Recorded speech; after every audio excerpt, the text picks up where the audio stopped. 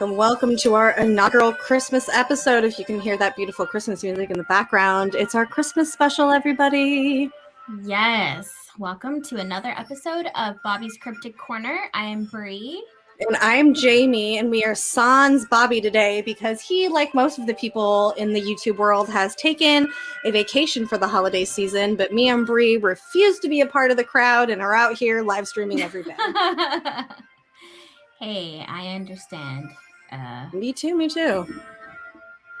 So yes, today we're excited for our Christmas special because we're going to go over a cryptid that we've wanted to talk about for a while. Mm-hmm. Krampus. Although I keep saying Krampus because it reminds me of crumpets. Does it? Yeah, the name is so similar. Like Krampus, crumpets. I can't help it but say Krampus. I'll try my best not to say Krampus. But if I do, don't hate on me. I get you. So how you doing, Jamie? How's it going for the holiday season? I'm good. I'm in my traditional Christmas pajamas that I start to put on a few days before Christmas. I like to wear them all the way up until after Christmas. They're my everyday outfit that I will wear. That's how I kind of get into the Christmas spirit. Mine does have a hood too, but it's a little small. I've had this hoodie since like early 2000s, or it's not even a hoodie. It's literally an entire onesie. I'm wearing an entire onesie as well. And I remember when you and your mom did, you guys got matching onesies. I think it's the one that you're wearing. Mm-hmm. You guys took the cutest photos. No, it was so fun. I have those. I should post those somewhere. I really should. No, you should just drop it in right now. They're so cute. I don't even know where they are, honestly. So I have no idea to even begin where to show them at, to be real with you. Okay, this is like my favorite right now. Crampy ass. I think that's fucking hilarious. I love that. I was like, speaking of crampy ass, here is who we are talking about tonight. We are talking about Krampus tonight. Mr. Angry, hairy, scary goat man. Harry Scary Goat Man. Well, Bree, you are what is it? You're Santa's favorite goat? I am just the goat, but today I'm Santa's favorite goat. We're doing that with yeah. Santa theme. I feel like if Santa could if he could have a redo, he would just totally nix the reindeers and just get goats. You think so? I think that's more realistic. Makes it more magical because goats are real, just don't fly, and so he has that special Santa touch to them. That's what I'm saying. And then he could think more logistically and be like, okay, I'm obviously not going to hit all these houses in one night, so I can get my elves on this shit. So then I can have the miniature goats be the baby goats, the dogs for the elves, and then he can hit hella houses in one night. I love that. All right, Bree, call me. I got plans for you. Let's get into Krampus. Where does Krampus start and where does Krampus begin, Bree? So the origins of Krampus, I will say that this is another, like, I truly believe in most folklore that mixes with cryptids. Mm-hmm. You have a mesh of where something originates, and it kind of morphs into many things. But the overall consensus, I truly do believe from a lot of the research that we've been doing, is that the scary, hairy demon beast or beast demon that we're talking about here is mainly in the Alpine region. Well, and that's definitely where it started out as, and like most folklores and legend, the retelling of the story kind of went throughout the world. And, we're going to end this episode in modern day and how it's celebrated around the world and not just in the Alpines anymore. Yeah. So I think that it originated somewhere over there. I think that's where it's mainly probably celebrated. Mm-hmm.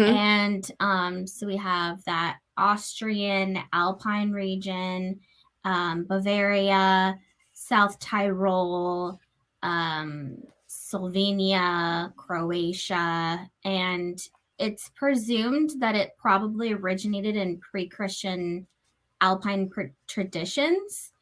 And but there's a lot of back and forth because a lot of people also believe that Krampus came from Germany because the root word Krampus is claw, which makes sense if you think about it. But there's also a lot of speculation on whether Krampus is one particular being or if it's kind of a word for a group, like a species. Like what we would call the reptilians. Yeah, because you have the reptilians and then you have all these other little things. And I think that's overall agreed upon because overall there are different companions to Santa Claus or Saint Nicholas, which I think we'll talk about here, which is, they all have the same purpose, which is basically to get bad children. Yeah, it seems like Krampus is almost like the counterpart of Santa. Like you have Santa who's there for all the good kids, but then you have Krampus who's coming around to make sure he punishes the bad kids, almost like so you don't hate Santa. Yeah, that's a good point. So you don't hate Santa. When Santa doesn't come, you're not like, that bitch. Mm-hmm. There's a counterpart to that. So yeah, in other parts of Europe, you have other types of counterparts, which could technically, I think, go under a Krampus, just are under Krampus. So like I said, in other parts of Europe, you have Belschnickel, and then you also have, I'm going to butcher this because I don't speak German, Netsch Rupetsch.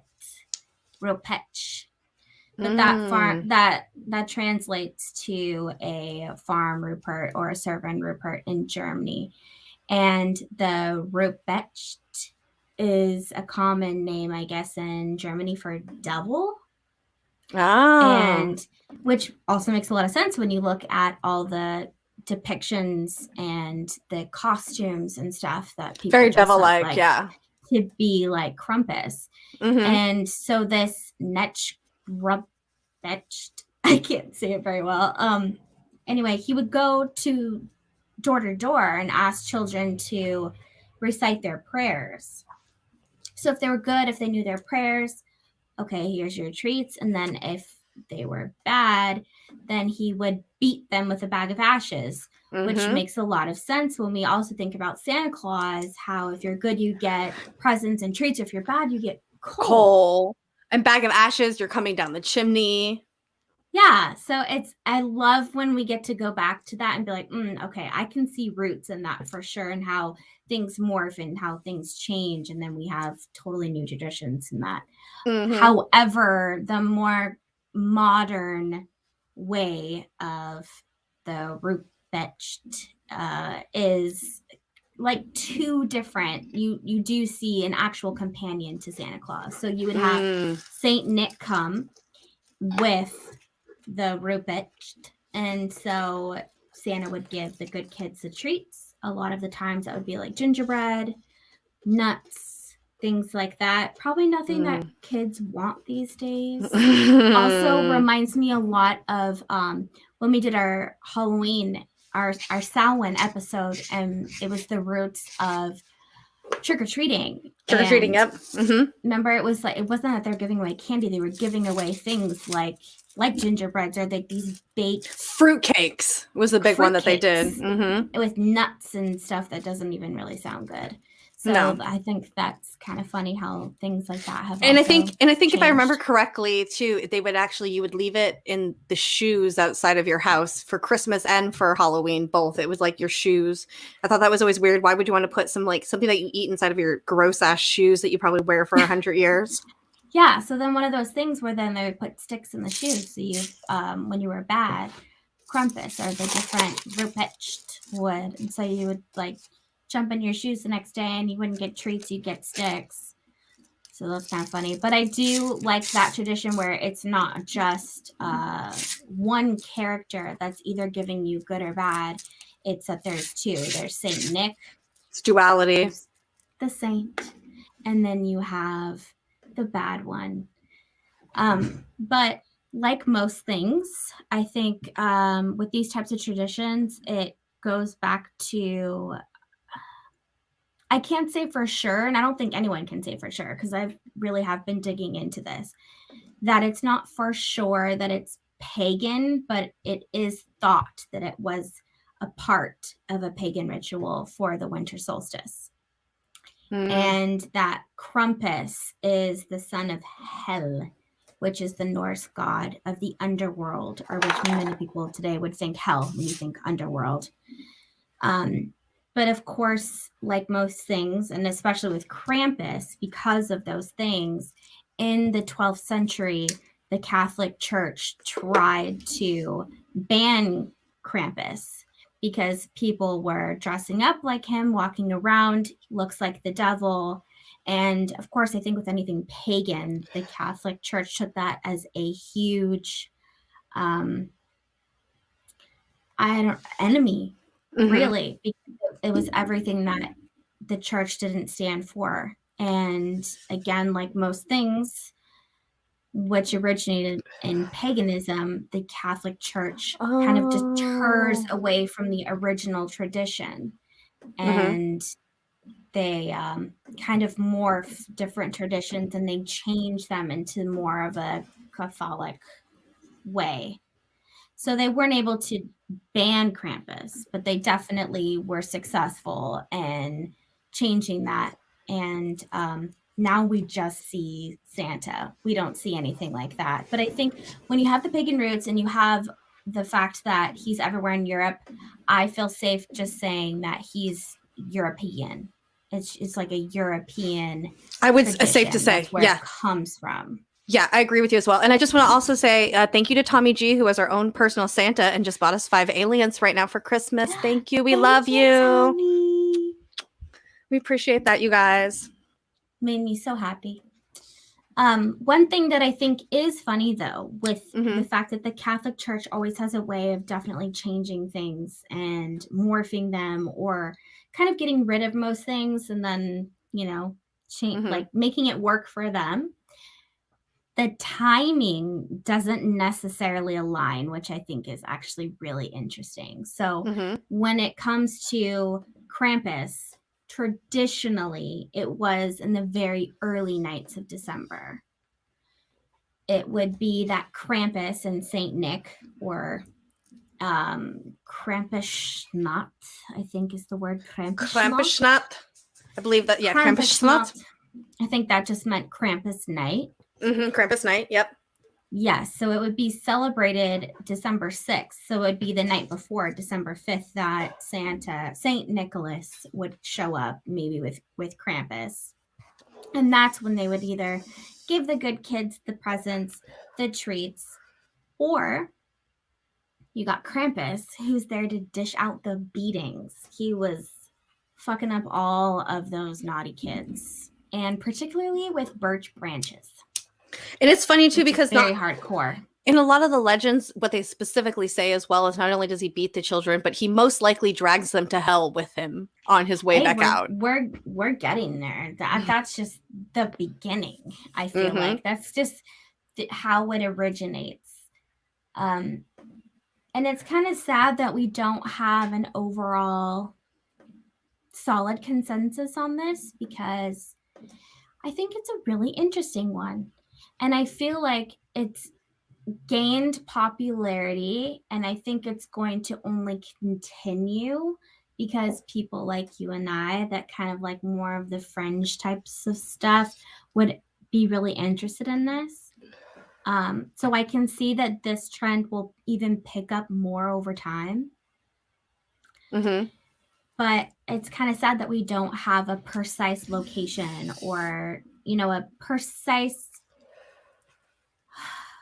where it originates from. We don't know that exact pinpoint because, of course, with anything pagan, or even if it wasn't pagan, those traditions were lost over time. So what has stuck now is really what Krampus looks like, which again is the devil. He is a brown or a black, hairy, demonic beast with goat hooves, which I love. So he's like half goat, half demon. Which is why we're talking about him on Bobby's Cryptid Corner, because the reality is that he is half human, half animal, and we have deemed that to be a very cryptid-like creature in Bobby's Cryptid Corner. So we thought, what better than an actual cryptid for Christmas? Oh, for sure. He looks like a cryptid. Mm-hmm. And also because I honestly go half and half with things that have such an ancient tradition. I can see how it could have just been used to scare children. Yes. And then I also think, like, back in pagan days, they saw more than what we can now. Not because they're not around, but I think that they had better sight because they didn't have all the bullshit that we're dealing with all the time. Mm-hmm. Left brain mentality a little bit too much. Very much. So, very much. So this hairy goat demon is usually with a long pointed tongue. Okay, well, fangs. actually, speaking of that, somebody just bought us an alien. Didn't say who, but the comment was, I low-key want to bang Krampus. Fuck yeah. Wait, we don't know who? It just said somebody. Yeah, nobody. They didn't leave their name. I love that. Mm-hmm. We love a surprise. Thank you That's so much. cool. We appreciate you. I would be scared to bang a Krampus because, well, okay, I get it. There's a long pointy tongue. I can see where your mind's going there. But Mm-hmm. with the fangs, I mean, it looks a lot like Satan, like we're saying, like the devil. It looks a lot like Satan. And he's usually carrying chains or bells. And that was another reason why the Catholic Church wanted to ban him, is because the chains were supposed to represent like binding the devil, trying to bind him. Mm-hmm. And so they saw that as representing the devil. So you wouldn't want to give the devil a face, a look, an idol. Mm-hmm. So of course that happened, but they still carry around the chains and the bells, or like a cowbell. They'll ring it to warn people when they're coming around, for people that like to dress up like Krampus. Mm-hmm. And he's also sometimes wearing like a backpack, like a sack. And the sack will be full of birch branches to whack the children with,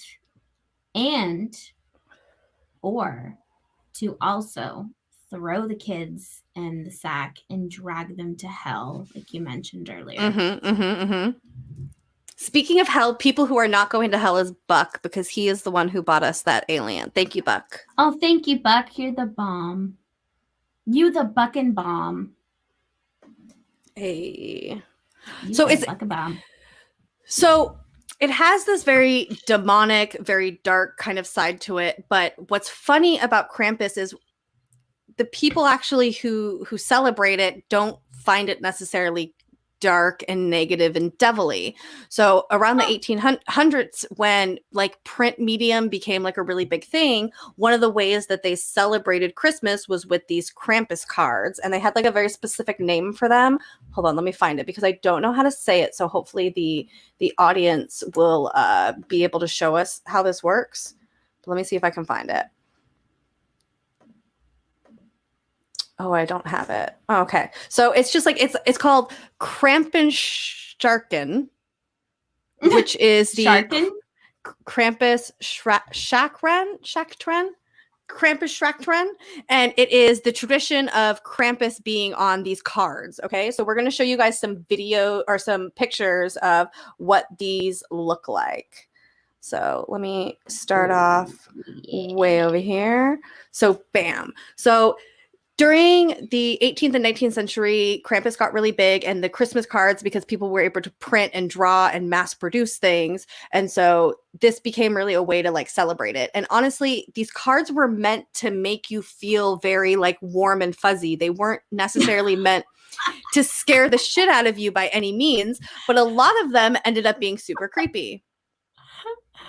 Brie, are you reading Krampus's LinkedIn? I love that. That's a vibe.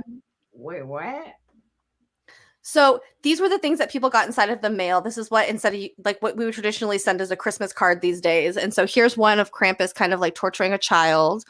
another one of Krampus kind of like scaring these children. And again, these were meant to be like this funny thing. They weren't meant to be dark or anything. It was like, haha, Merry Christmas is, what it said on these Christmas cards.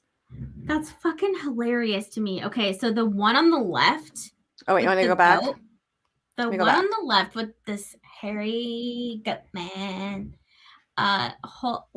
No, the other one. Oh, no. Although that one's fucking weird, too. This one. That one. If I got that, I wouldn't be like, oh, happy holidays. I would be like, it's joy. It's like how that's. Wait. Stop. Ryan Evans reminds me. A babysitter? I love that. That's an entire These are picks from packs.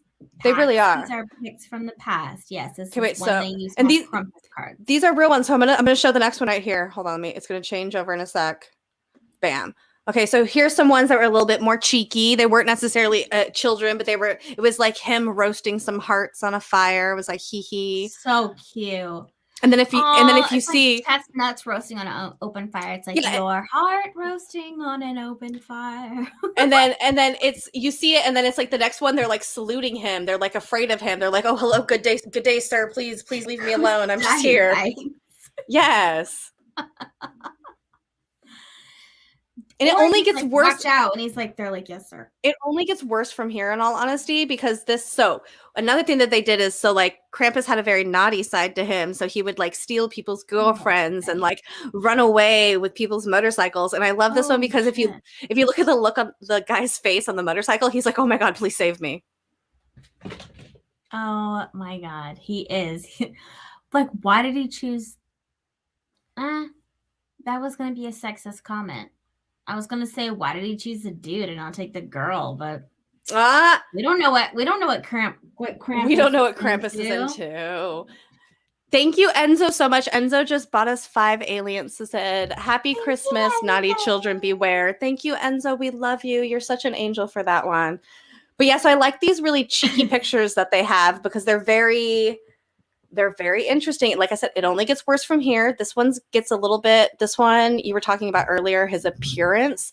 And this is one of the ones I think. Oh, wait, no, not this one. Okay. So this one's just a whole bucket of children. They're all bad. All of them. They're just all naughty. And then this one. Home. And then the next one, it's the lady running away with the Krampus. Ooh. Or is she running and then he's like trying to like poke her in the butt? So it looks like they're running away together to me. Krampus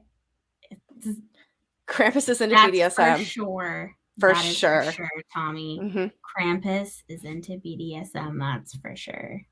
I'm still trying to deal with the fact that they sent these as like cheerful holiday. These were like cheerful holiday cards. Okay, so this one is where the tongue action comes out when you were talking about it earlier. So this one, it looks like the first one on the left, it looks like he is trying to lick the children's head from behind and he's like riding him on a rocking horse. Sure. But the next one is giving me really hard butt stuff vibes. Pedophile trying to lick that poor little child's ass. Yeah, these are some creepy shit. These are some creepy shit. Is this a joke? What? This comment These are Disney cards from the 30s. Some of them probably were, in all honesty. There was different versions of these out there all over the world. This is not cool. That's for fuck's sake. The second Cracker Jack getting his ass licked. That second one is not cool. I couldn't agree with you more. It's a little bit fucking creepy. So we're gonna move on to the next one. I'd like to look at it for a second. Okay, go for it. Here, make it big. Stare a little bit at it. I don't know how to do that. I'm just like, what? Wait, what?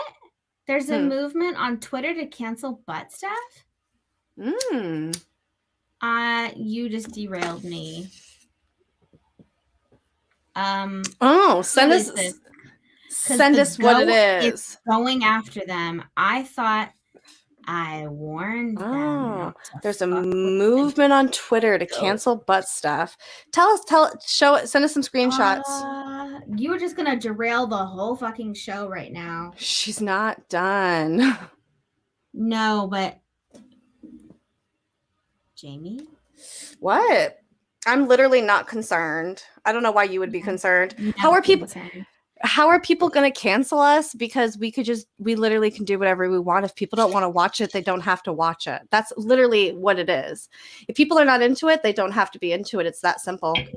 I agree. I need names. If you want it to be canceled, it seems like you have a bigger problem with us as individuals. So like, let's talk about that. Hit us in our DMs. I'm sure it's the same fucking people who think that weird conspiracy theory about me. So who cares? Who gives a shit? Oh, okay. Then I'm not worried about that. Yeah, like I was saying. Here, like I definitely fuck Twitter. That's what I'm saying. Who cares? Thank you. Literally. Oh, I was exaggerating. Oh. I was like, Brie, you have to be careful with Brie. Brie's always wait. It kind of.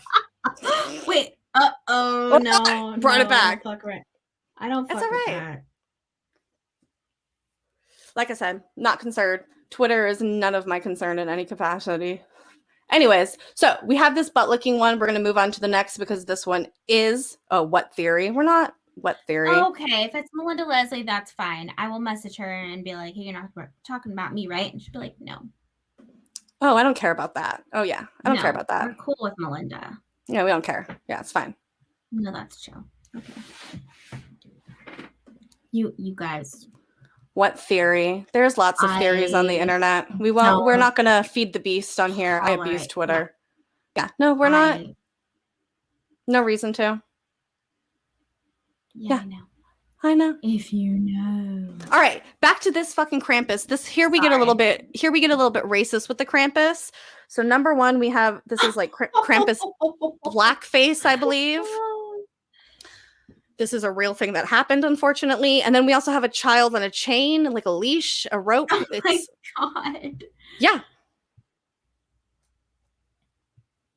Yeah, that's true. Because they used to basically blackface themselves. So, and that was a thing that we want to talk about Krampus too, because there was a big racist aspect to it that a lot of people don't talk about, is that the character itself was considered to be black because black was supposed to be bad. So therefore it was the devil. And like that changed obviously over time, and it's not something that they do anymore, but there is a lot of racism rooted in the Krampus character. Dang. Yeah, we don't like the child porn, but I mean, it's just interesting to see what was accepted back in the day. Back in the day, yeah. And I'm still stuck on the fact that these were supposed to be like positive holiday cards. Mm-hmm. Warm and fuzzy feelings. These were what people said, and they would say Merry Christmas at the top of them. Can you imagine? Mm-hmm. Even getting either of them, though. I was going to say the one on the left, my left. I was going to be like, no. They're like, come here. No. What do you say on the back? You signed season's greetings. Love you. Happy 1864 or whatever it is, 1972. I don't know. Tell me about this. What is this? So this one, he wants me to talk about because he wants me to secrets? No. He wants me to talk about the internet theory about me, and I just don't want to give it any attention because I don't care. Yeah, that's all. Okay. The people aren't worth my time, in all honesty, Ryan. If they were, I'd say something. No. Anyway, so then here are some that are a little bit more cheeky and a little bit more nasty. You got some like little nasty girls and their Krampus riding on a couch. Nasty, they're having fun. That's what I'm saying. They're like martini time. But they were depicted to be nasty, bad women. That was the whole thing. Bob, I am. So gullible. I'm actually not normally gullible, but I just get hyper fixated on shit. Paranoid? She gets hyped up about shit. Mm-hmm. I get hyped up about shit, and I just like to tell people not to fuck with the goat. Mm-hmm. It brings out my inner Scorpio, my inner devil. It's Krampus and the Black Widow. Yes, it is. It definitely is. So that was that's my Krampus card tradition. What's interesting about that one too is that pass Brie the blunt. I know. Yeah. Here you go. Pass it. What's interesting about that is it's a tradition that still goes on today. So if you go onto things like Etsy and stuff, people are still hand making Krampus Christmas cards and sending them out. And I think that's a total fucking vibe, and that people should continue to do it. I mean, should we make our own Krampus Definitely. cards? I feel like at this point we probably should. We should probably have me and you and Bobby and Krampus, and we should send them out this year for on Christmas Day. We'll send them out onto all of our social medias for everyone, and we'll do our own Krampus cards, or maybe Krampus is beating us. I really want to know more about the Irish thing. If anyone, like, if we drop you the link, are you down to join and let us know? I didn't read anything about the Irish. Oh no, it's saying that the Krampus slide before was the one making fun of the Irish. Oh, okay. Mm-hmm. Gotcha. I was like, Big I in didn't Germany. know. Yes. I want a card. Yes, 100%. We should totally do that. So the thing is that people's interpretations of Krampus have changed over time, just like they do with cryptids. You see these slight variations of what people think they see and what they haven't seen. So I think that you just get like a variation of people's styles. And I think over time, Krampus has changed. I think there was a time where Krampus was very devil-like. And then there was a time when Krampus was, I think, almost a mere black image of Santa, right? And then there was like another time where it changed back to being more of a devil. So its evolution over time has changed. I think now it's settled on this very scary kind of vibe to it. The goat kind of devil vibe is like where it stands today.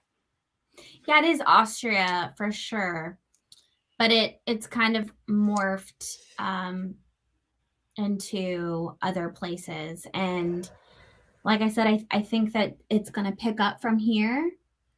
Like what do you know about the festivals? Because I want to go so bad. Okay, so festivals happen all over the world, but where it really started at and where the biggest festivals happen is going to be in Austria. And what it kind of started off as, it was an Austrian run. And what it would be like through the streets, you would go out to the pubs and get drunk. Somebody would dress up as Krampus and everyone would run through the streets. And Krampus wouldn't really win because he'd be so busy chasing everyone being drunk and trying to snatch them for being bad that everyone would be able to run away. So it was kind of like this fun thing that they did the night before Christmas, pretty much an excuse to get drunk and hang out with your friends and run down the street. And then what it kind of, right? So then like what it kind of evolved in over time is it started to turn into like a bigger celebration where people held things like parades and stuff like that. But it's not really your traditional parade, because normally you think of parades, you think of like, Sunday morning, get your little lawn chairs out, like you get there nice and early with your hot chocolate. But these parades happen at night. So they're like nighttime parades. And everybody dresses up as these weird creatures and there's like flames and people do acrobats and stuff like that. And I'm going to show everybody a picture or a video of this, okay? So let me find it. Hi, Jess, babe. Let's see. Where is... Here we go. Share. Merry Christmas, my love. Hold on. I got to find it on my screen so I can push play. Is this a video or a picture? Video. Perfect. Because I have to pee. Go for it, babes. So this right here... So this right here is like one of the festivals. This is somebody live kind of looking at it. And it's such an interesting, like, just look at all these costumes, all these people dressing up as these Krampus characters. It's such a vibe.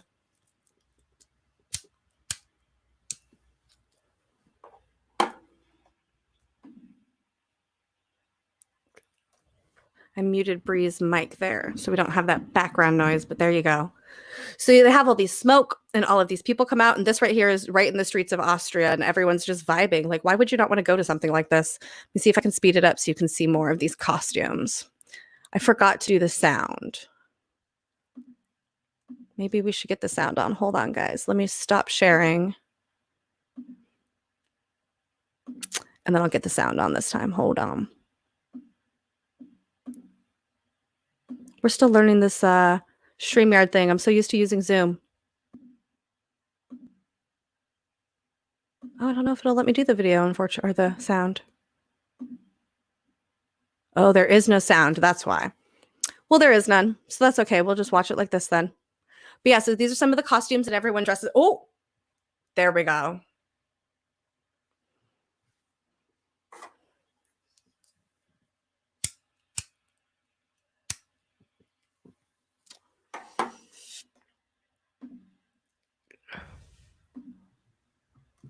I still don't hear the sound. You don't hear anything? No, but that's okay. Oh, it was so loud on my side. Okay, maybe finish playing it. They've got all that security. They're like watching everyone like, be careful. I know, isn't that funny though? It's such a vibe. I would want to go there and hang out and get high as shit and drunk. I thought that there was going to be like a lot more like people running around, but it's very interesting. Ooh, look at that one. That one is for sure. And I thought that in where? I thought it was in Solvang. I can't hear shit either. I thought it was in Solvang that they also have one, and it just looked so cool. Mm-hmm. I want to go so bad. Well, so here's the thing with these festivals. These festivals now happen all around the world. They're not just here, or they're not just in Europe anymore. They're happening everywhere. Like people in New York have them now. They happen in LA. They happen all over the place. So it's not just like a one-time kind of like thing just over there. They're happening all the time now, and they're getting bigger and bigger as time goes on. So we could probably find them locally in our area, just like they have like Santa Con and stuff like that. Like they have these festivals in our area now that are about these folklores and these stories, and Krampus is one of them. So cool. I mean, I probably wouldn't dress up like one. Why not? Well, they have like other characters that kind of go along with it. Like people dress up as Santa and stuff like that.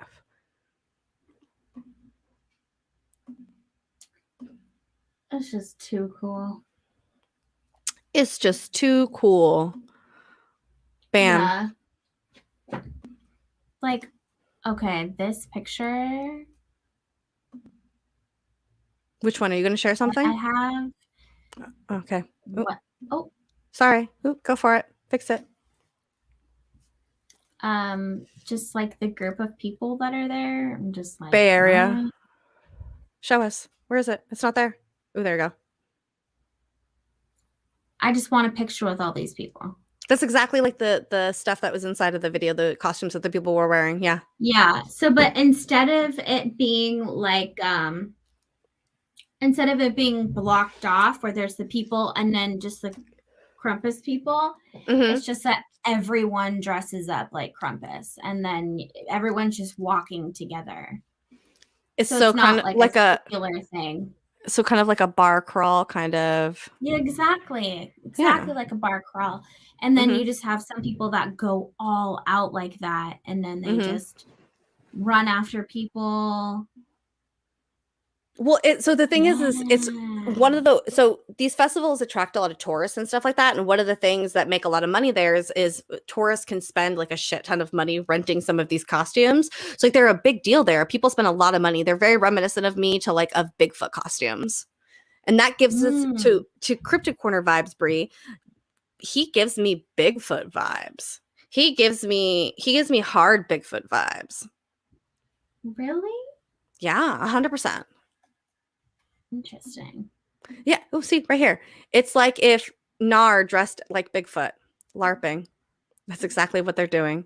And here's the thing, though. Don't hate on LARPers. LARPers are cool people. You leave them alone. I love LARPers. Specifically, ones who work at Renaissance Fair are my favorite. They're my vibe. I think it's gone from something that's just that may have originated from pagan roots to kind of spreading all through Europe and then got really big and is still not that big. But then there was that movie. I was like, hold on, I'm gonna pull some pictures of the movies right now.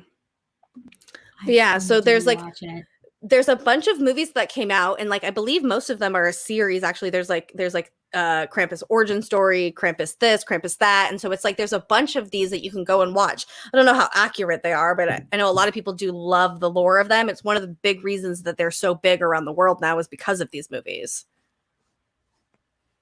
Makes sense.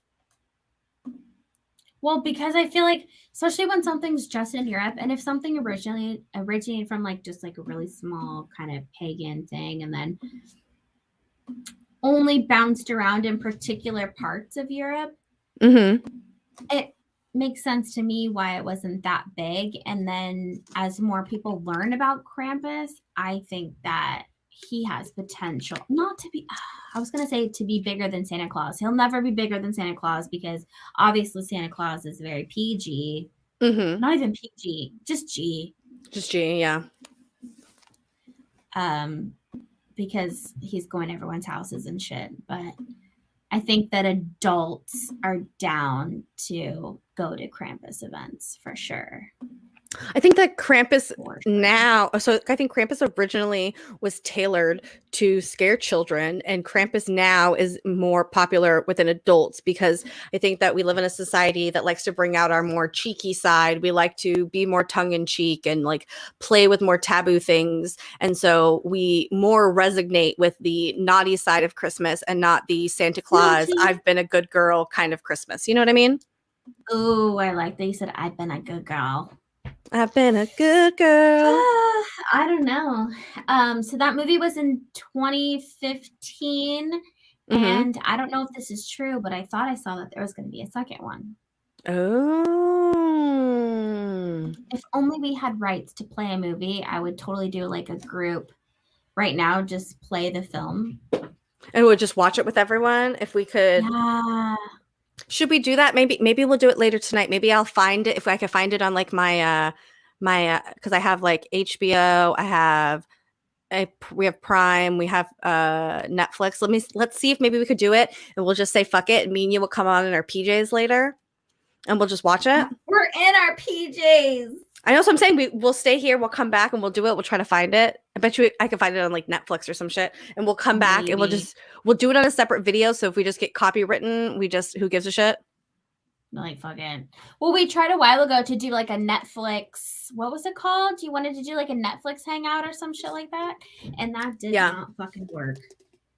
That did not work, but no, because we couldn't figure out how to use the weird app for it. Amazon group, is that true? Can anyone vouch for this? Is this a thing? Because if it is, let's go. They had that Krampus movie not that long ago. Yeah, 2015. I was telling Jamie I remember watching it and decorating for Christmas not that long ago, but I didn't get to see like most of the ending.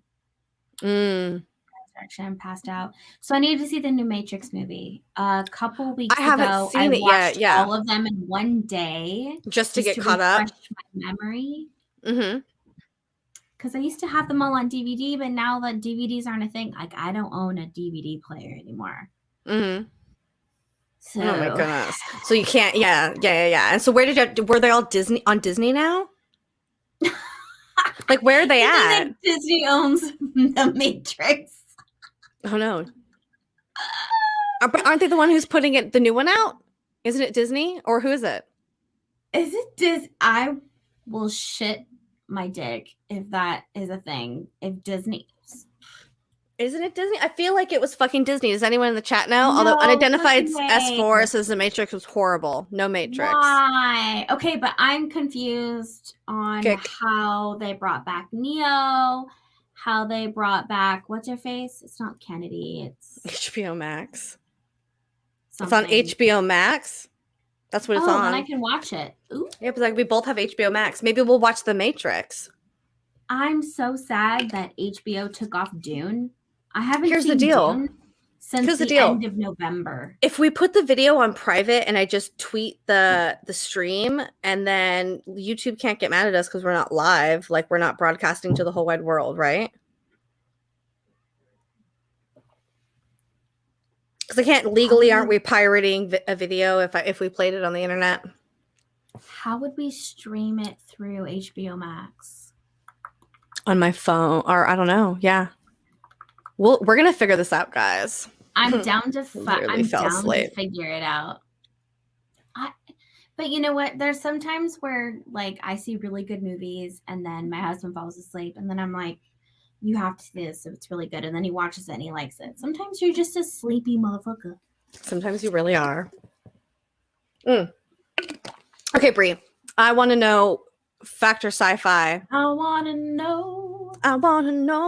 Factor Sci-Fi. Krampus for me. Okay, Tommy.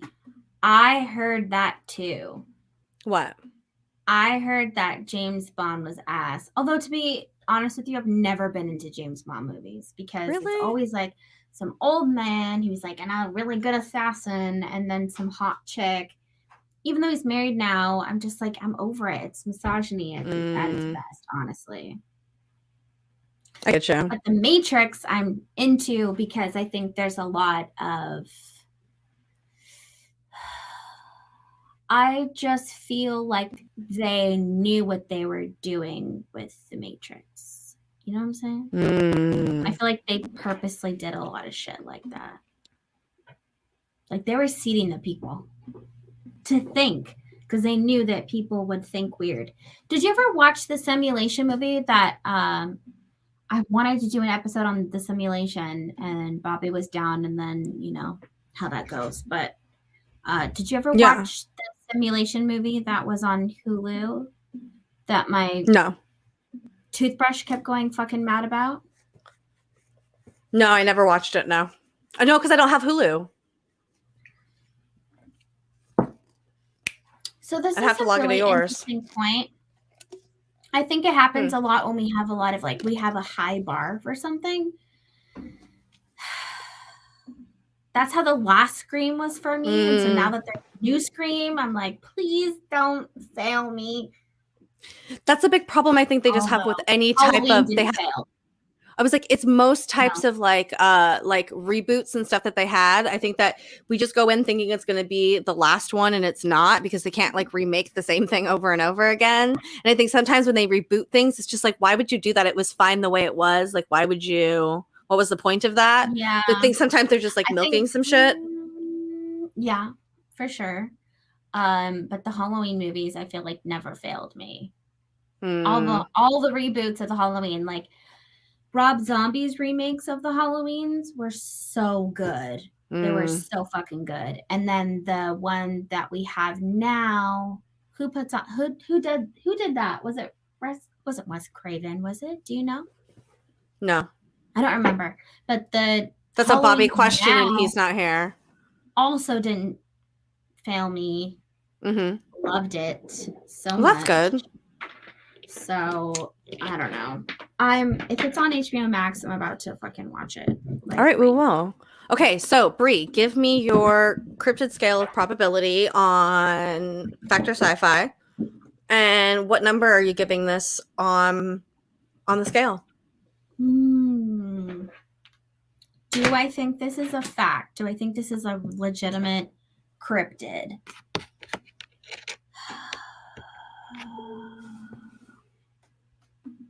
I'm going to say like a no, mate. I'm going to say like a no. I'm going to most likely full on give it a 0. Not even on the 1. You're just you just don't think it's a cryptid. I don't think it's a real thing. Oh, so you don't think it's a real thing at all? Like it's not. Okay, yeah. Interesting. Okay, and I'm going to have to go.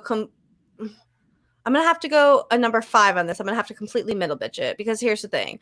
I like the idea of the duality of Santa. And I definitely think that back in the day, there was probably something like this that was actually happening and it's just not happening anymore. And it's the lore that continues on. So I'm going to have to middle bitch it. I'm right. It's a legend. It's like, it's a legend. Yeah. So I'm middle bitching it. It's like, it's supposed to be mysterious. Yeah, I don't fact it at all. I don't think it has any real credence to it. However, I like it. I think it's cool. And you want to dress up like it and you want to, No, I don't want to dress up like a Krampus. No. A sexy Krampus. Yeah. I'd love to be like one of the girls, though, that Krampus drags down to hell. I'll dress up like her. So that's the thing. So like, how do we get caught by Krampus? So maybe that's what we should investigate, like ways to, if we really want Krampus, we'll make a movie about it. We'll really try hard to get Krampus to come to us. I mean, we can't now because it's not the 6th of December, but for next year, we can prepare all year. For sure. Yeah. Prepare all year. Do you know your prayers? If it's like a truth, like a thing that makes you speak the truth, I would know the prayers, I guess. So maybe I would be a good girl. Okay, so what if it has like a demon vibe to it, right? So what if do you subscribe to the fact that it could, if it is real, it could be a demon? Do you think demons are a real thing? Yeah. So if it's a Not demon, in the Christianity word, I guess, but so I okay, see them as like lower vibrational okay. So entities that are what if this was serving out people. what if this was one of those this exactly what if this was one of those lower vibrational beings that were, absorbing people's energy and stuff, and clearly abducting children to Then sustain how come he itself? has never been to my house? That's what, well, first of all, maybe he did when you were a child and he appeared to you as a bunch of firemen and you don't remember. No, those were the aliens that healed me. He healed me. Oh, that's right. Okay. Krampus wouldn't have healed me. Krampus took you out of your house and locked the door behind you. That bitch. There you go. I It just was solved cold that as one. fuck, so maybe it was in the Christmas time. Is that what maybe that's what was happening. We were a bad girl and it was like, I'm taking this one to hell. And maybe you fought too hard. And that's why I woke up, because I woke up banging, trying to get inside the house. I was like, yeah, tell everybody the story who does it, for people who don't know here. When I was a wee lad, I woke up outside of my house banging on the door. Well, it wasn't even the front door. It was the door. It was like the wall where my parents' bathroom was. So like they had one of those little windows in the bathroom where you open, it's outside. I was on that wall banging on the outside to be let inside. Mm-hmm. So I just remember my mom opening up the window like, Brianna, what are you doing? Like freaking out. What are you doing out there? And that was a weird moment for me. And it's interesting because at the same time, actually, as a child, I was going through a weird phase of when I was sleeping. Apparently, I would go through kind of like a night terror thing, but I would be screaming nasty freakers. So, see, I was a real saint. Krampus wouldn't have not have come after me because I wasn't saying nasty fuckers. I was saying nasty freakers. I was like, stay away from me, nasty freakers. I kept saying, stay away from me, nasty freakers. And that was like a joke with my family. They'd be like, nasty freakers. I would just scream like, stay away from me, nasty freakers. I love that your family has like taken something that you were very traumatized by and was like making fun of it, and they just laugh at it. They're like, haha, that just traumatized you. That's funny. My whole life. Mm-hmm. That's the true. So I could have thought maybe it was Krampus, but thinking about it, if I'm having night terrors and I'm screaming nasty freakers, I'm obviously not a bad kid. I would have been like, nasty fuckers. But still, then it's like I have to, one, it's weird to wake up locked outside your house and your parents are like, what the fuck are you doing out there? Yeah. It's funny that people don't raise that question, or no one raised that question until I was older. It actually wasn't that long ago when my mom was like, maybe that's what happened to you. It was the aliens. That's why you were locked outside. But it is, I'm not going to jump to conclusions, but it is interesting to think like what the fuck was happening for a little girl to randomly be, screaming, stay away from me, nasty freakers in the middle of the night all the time. Like, yeah, what was it that you were seeing or what was happening to you for you to be yelling something like that? Yeah, no one fucking kids. Well, because I am actually, I should have been on one of the best skeptic things, I feel like, because I am also a skeptic to myself. So a lot of the times I always think of what else it could have been. And sometimes it just depends on my mood. There's sometimes I'm like, oh yeah, for sure. And then there's other times where I'm like, you don't know that. It could just be a weird situation That doesn't make sense. But so I don't know. It's fucking weird. No one wants to wake up outside of their house as a wee lad banging in to be let back inside. No. But Jamie tried to say it was Krampus, and I think I just debunked that. That's fine. You debunk it. But Unidentified S4 says, I've had an experience at 13 years old I'll never forget. You should come on and talk about it one day. I really think you need to come on our show soon. Drop the link. You free tomorrow? What are you doing? You want to hang out? No, drop the link right now. Oh, we undropped the link? All right, I'll drop it. Yeah. Copy to Fucking clipboard. drop the link. Bobby's not here. Vanessa's bound to come on. I was like, Bobby's not here. There's no rules. If you guys want to talk about Krampus, fuck it. Let's do it. I'm not doing anything. Yeah. No Bobby, no rules. No Bobby, no rules. Yeah. Ivy, it feels bad. It was. What? I don't know. More details, please. Oh, I've felt it. It feels bad. I've felt it. Oh. Bad at what? Like it was bad. I feel like that's what Bob is saying. Gotcha. Bob is from Ireland, if I remember correctly. If I remember. It probably would have been, but every child has lots of trauma, and that was the least of my traumas at the time. Yeah. Do you feel like it had some sort of paranormal or extraterrestrial origin? Like, what do you like when you think back about it? Like, where do you have you come to some sort of conclusion or anything about it? I feel that it's weird. Just weird. That's the only thing you got. Yeah. Okay, I respect that. I don't feel. Again, I don't play the jump to conclusions game, so I'm not going to say it's anything else. But I do feel that overall, I think it was weird. It was very weird. But a lot of weird shit happened as a kid, Yeah, 100%. Ooh, what are you drinking? What kind of wine? Petite Syrah. Ooh, nice. Don't tell Josh. Cheers to everybody out there, and happy Christmas. Happy Christmas, Hansa Kwanzaa. Happy Christmas. And thank you for coming and hanging out with us in our Christmas episode today. We dropped a link in the chat if you want to hang out and talk about Krampus. But I think that was the whole story of Krampus, was it not?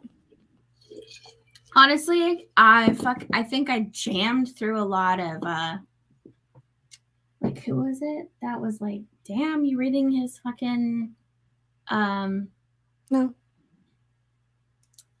What's it called? His LinkedIn, because I think I jammed through a lot of information like really quickly.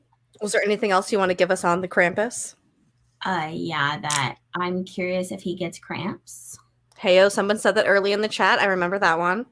Does he get cramps in his puss? Someone said that. Someone said they said Krampus, and he said he was going to eat your puss. We had those comments as well. God. You never had night terrors as a kid? I didn't have anything crazy. I dreamt of like a giant spider. Ooh, unidentified. Hello, our love. Show me a face. Hello. Oh, hello. Can you hear me? Yes. But you have an echo because I think you have us on in the background. Can I see your face? All right, hold on a sec. Don't be unidentified. Oh, no. He left us. We love a face.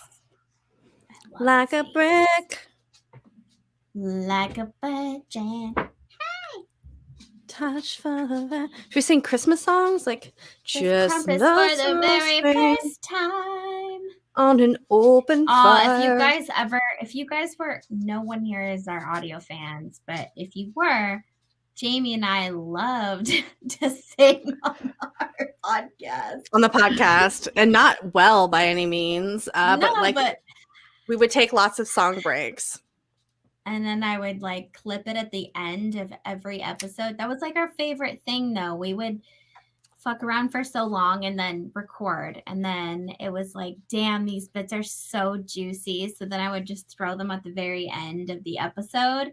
And her and I would listen to them over and laugh and think we're so funny. And we really did. Like, we're the funniest people. the whole wide world. We really did. There's a lot of juicy nuggets on those that you would put, and they were always right at the end of the episode. It was always right at we cut off, and we would put these little like bloopers and these clips at the very end.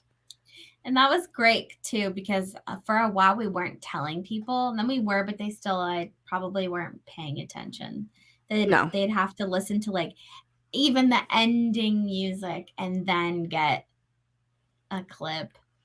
My favorite is us making fun of Nick Pope, and then we had to clip out stuff that we knew was vital information that we could not release to anyone. No, we could not.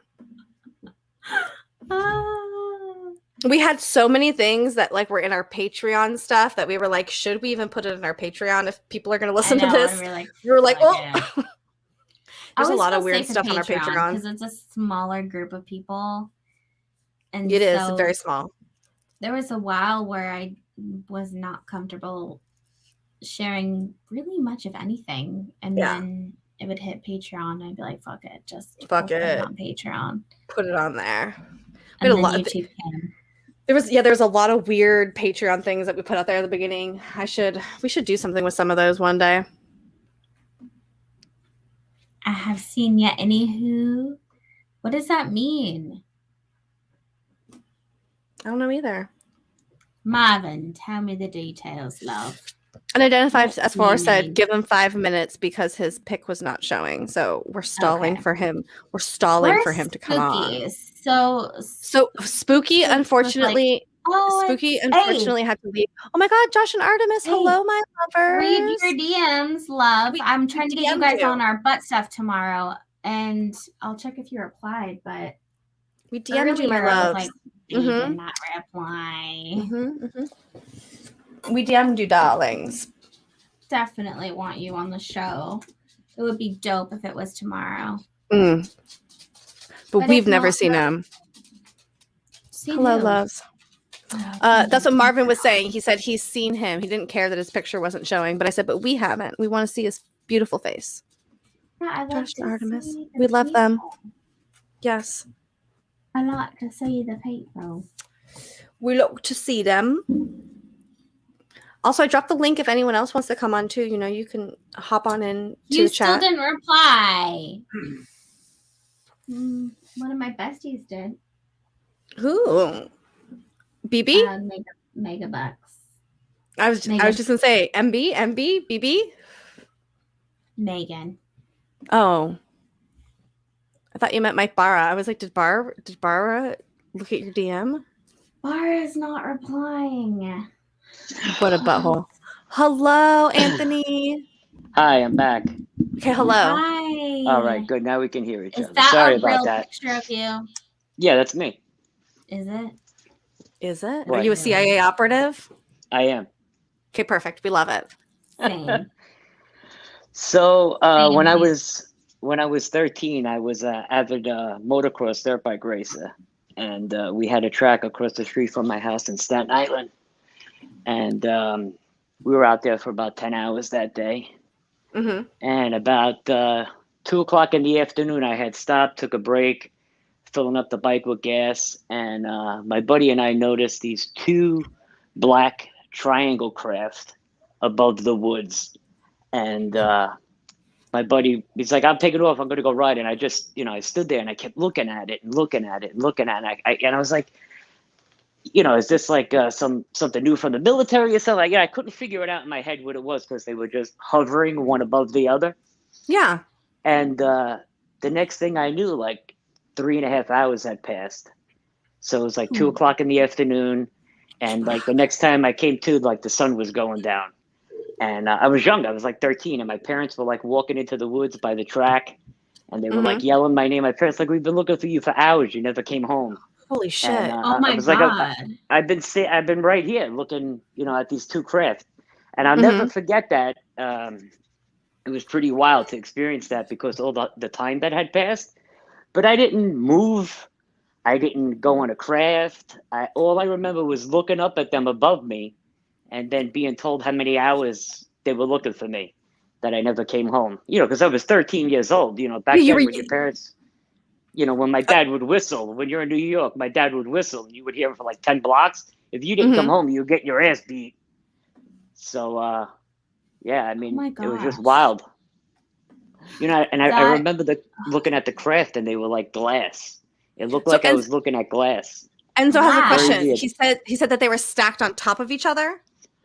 They were like, okay, so I saw the bottom one. And then, you're staring at that. You're in shock that you see that because it's gigantic, right? And then the top one slowly moved over from the bottom one, and now there's two. Identical to the bottom one. I mean, there was no difference in shape, size, width, thickness, none of that. That happens. I feel like it looked like. I feel like that happens a lot with a lot of UFO sightings, especially when you see these like orbs in the sky. Like it starts off at this one point of light, and then all of a sudden something comes like identical comes out behind it. Like that's super indicative of a lot of people's sightings. Well, what was weird was I seen the craft coming very slow from the street into the woods, and I only seen the one. And then, like, once it was over the woods and maybe about 80 feet from me, it had stopped and it was just sitting there. And then I had noticed as I was looking up, it looked like it was getting wider, but it was another one coming from the top of it over to the left of it. And now there's two. And, Christ. Could you imagine, like, being dumbfounded? Like, what the fuck am I looking at? Absolutely, yeah. 13. Even now, I feel like at our age, even seeing that would be like your mind doesn't know what you're looking at. But I was gonna say 13. What was going through your head? Every time I see something, I literally cannot grasp it. So like, yeah, and especially at such a young age, like, did you immediately think like these are UFOs, these are aliens, or like what was going through your mind as you were seeing them, or were you just so wrapped up in like what you were looking at that you didn't that wasn't even a question, you were just trying to figure out what was in front of your eyes? No, well, it was the summertime, and normally in the summertime we would have the air show in Staten Island, like in New York, where the fighter jets and everything would come fly over. So I assumed it was some kind of practice for the military at first, because I really didn't know anything about UFOs at that age, except like comic book shit and stuff like that, For sure. Yeah. But I thought the military was practicing, and then they stopped on a dime. And just imagine looking up at that and you're saying, you're trying to, I mean, so many things go through your head.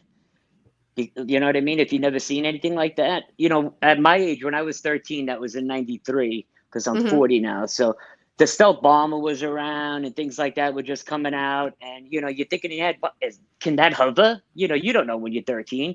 Can the stealth bomber hover?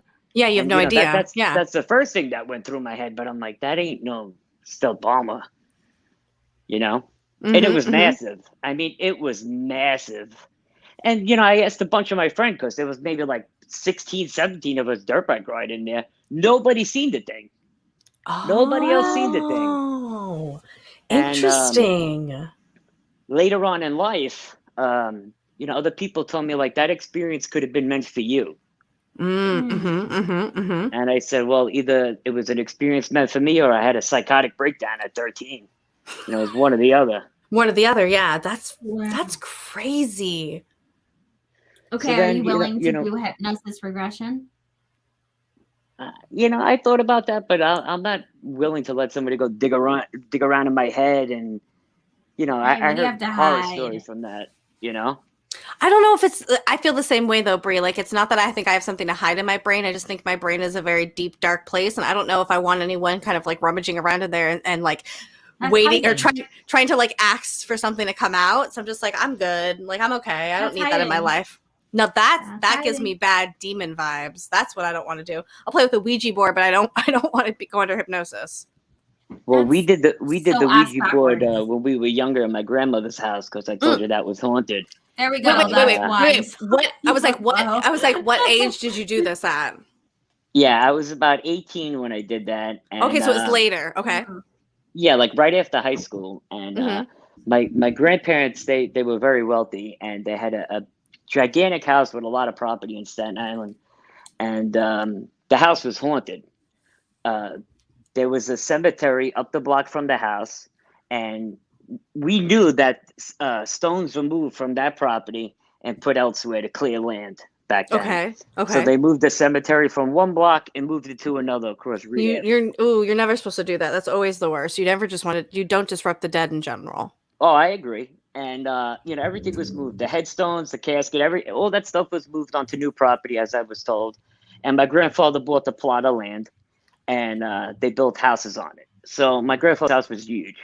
Mm-hmm. And when we were kids, we would hear stories about, your aunt seen a woman in the bedroom that, she can't figure it out. It was there and then it disappeared. And we would always hear stories like that, the lady in white. And I always assumed it was stuff to keep us scared. You know what I mean? When we were kids. Mm-hmm. And my sister and I were like, you know what? We're going to do the Ouija board in Grandma's house. And me, my sister Erica, and my cousin Taryn and Steven, we did it. And we're all sitting there, and the planchette didn't move or anything like that, but the table did. So did it vibrate, shit. or what do you mean? What do you mean by move? Like, no. So we all had our That's hands on the planchette, mm-hmm. and the actual kitchen table slid into the wall, like violently. And that wasn't the first time that something like that happened in the house. Like, you would come in, you'd be watching TV downstairs by yourself, and like a chandelier would start going like back and forth crazy. Or a drawer would open and slam shut, and you would hear it, and you would get up there, and then nothing would be happening. And as you're walking back down the stairs, the door would slam again on a cabinet. All kinds of crazy stuff like that. So it was not subtle by any means. It was definitely trying to be aggressive. Like, it was trying to get your fucking attention to tell you that it was there. It seemed like there was more than one entity there. It wasn't just one. There was multiple things there. So after a while, it got to a point where my grandparents just sold the house. Yeah. And then they demolished that house and they built townhouses there. I don't know if anybody's had experiences on that property yet. I think it's the property itself. I was like, I would assume that it's probably the property itself. I would have to guess. And I would imagine either it keeps changing hands, or people finally just sit there and deal with it. You know what I mean? Right. Right. Like, I'm sure that there's somebody who, like Mike Brown, one of our friends who's coming on the show. He has the Bunker podcast, and he purposely lived in like a haunted house once, and he was like super freaking into it. So like, I'm sure that there's somebody out there who was like how Skinwalker Ranch, how Brandon found it. You know what I mean? Like, he loves that shit. He's about it. But he wasn't fucking pitching a tent there. He was like hanging out and then like dipping. But I'm just saying, actually, there's a cup of tea for everyone. I met the guy, Zach Bagans, on Staten Island. He did an episode of Ghost Adventures at Snug Harbor Cultural Center out here. So I had gone down there when they were filming, and I spoke to one of the producers there, and I wanted them to come to the property to film. Oh, yeah. But the show's like a whole big bullshit broadcast thing, though. It's like they have everything planned out for the whole year and years to come, as a matter of fact. Yes. If they could squeeze you in, they'll squeeze you in. It's like a whole big thing. And they want to be guaranteed that something's going to happen. I'm like, how am I going to guarantee How can you guarantee that something happen? I mean, yeah. What are you saying? I mean, if it's going to happen, it's going to happen. But the property is haunted if you want to come check it out. And it never happened. I would have liked it to, though. It would have probably been a really cool episode.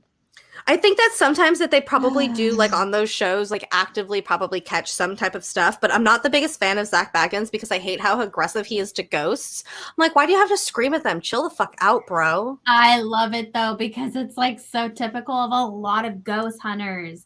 They like purposely try to dig at ghosts.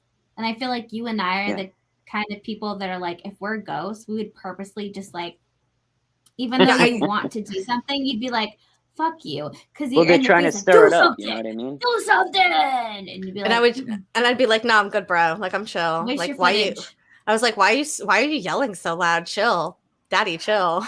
I think in Zach's professional opinion, he thinks the more nasty you are to something, the more activity you're going to get out of it. But that's not necessarily the case. I mean, we were just talking to a Ouija board and shit was happening. Because not every soul is probably thinking to take the high road and be like, no, exactly. Like, there's so much, like, you're getting different types of entities. Like, you were getting different types of entities using a Ouija board. Like, you weren't screaming at things to come out to you. Like, there were just things that wanted to naturally come out and do its thing. So I that's what I mean. Like, I hate that he perpetuates this idea that in order to have like a shit ton of activity, you have to be super negative and stuff. And I think a lot of people follow in his footsteps and go to these places and just like scream at ghosts. And it's like, that's not chill, bro. That's not cool.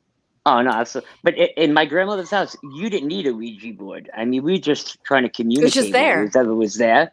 But Hmm. those That's things were crazy. there. You didn't need to contact them. They were in the house. We wanted to know names and where you're from and how can we help you cross over to the other side. We wanted peace in the house because it was crazy in that Awesome. house. But see, but that's That's probably so also cool. that's probably also why a lot of them were there, though, because they probably knew that you were the type of people who were like, "How can we help you out of here? Please leave. Have a nice day." So Let me like, tell you something. Let me tell you a God's honest story about that house. Swear to God. I was sleeping on the couch downstairs in the living room. I had to be about 15, we'll hmm call it, right around that area. I'm sleeping downstairs. My grandparents, now this is a gigantic house. The next level up is like a wood burning fireplace, all right, a pretty big one.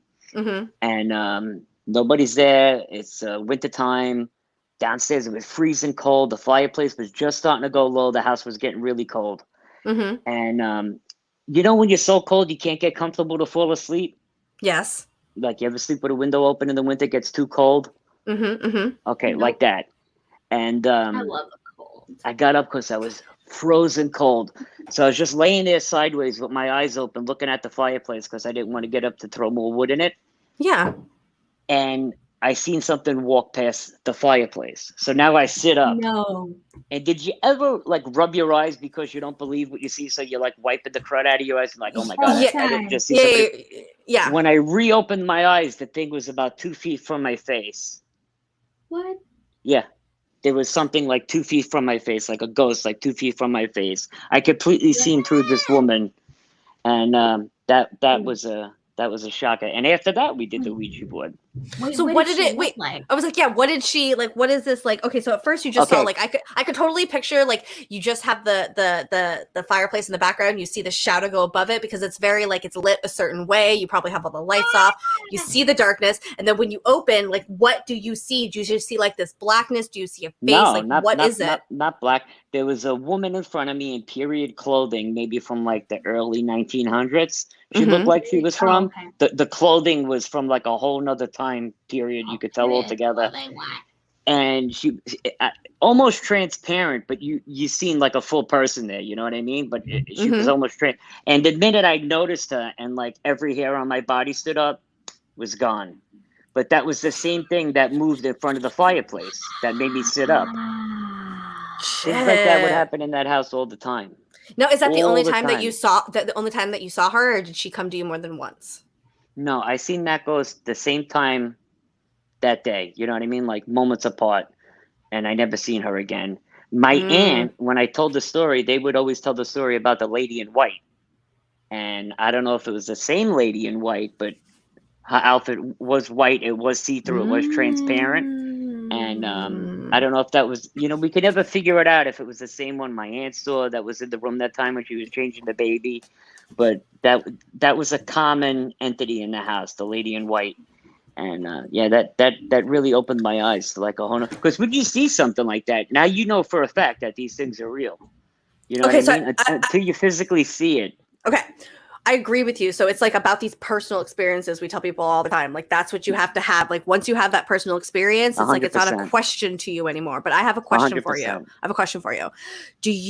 So you've had these experiences with things like UFOs and obviously these things in the paranormal, ghosts, entities, spirits, whatever are happening. Do you Mhm. think that you are just somebody who is more openly in tune to this, or do you think that all of these things can be connected in some way? Okay, story time. So Yes, my get my it. great grandmother was clairvoyant. She knew things before It's they in were your going to happen. family. I'm gonna say My it right now. It's in I your was family. like, it's your bloodline. Jesus Christ. my grandmother used to tell us that. I was just telling my wife this the other day. My grandmother used to tell us this all the time. And my grandmother was an actress. She was on The Sopranos. She played Paulie Walnut's mother on The Sopranos. She played Nucci. Stop. Wow. Okay. And she was clairvoyant. She knew when things were going to happen before they happened also.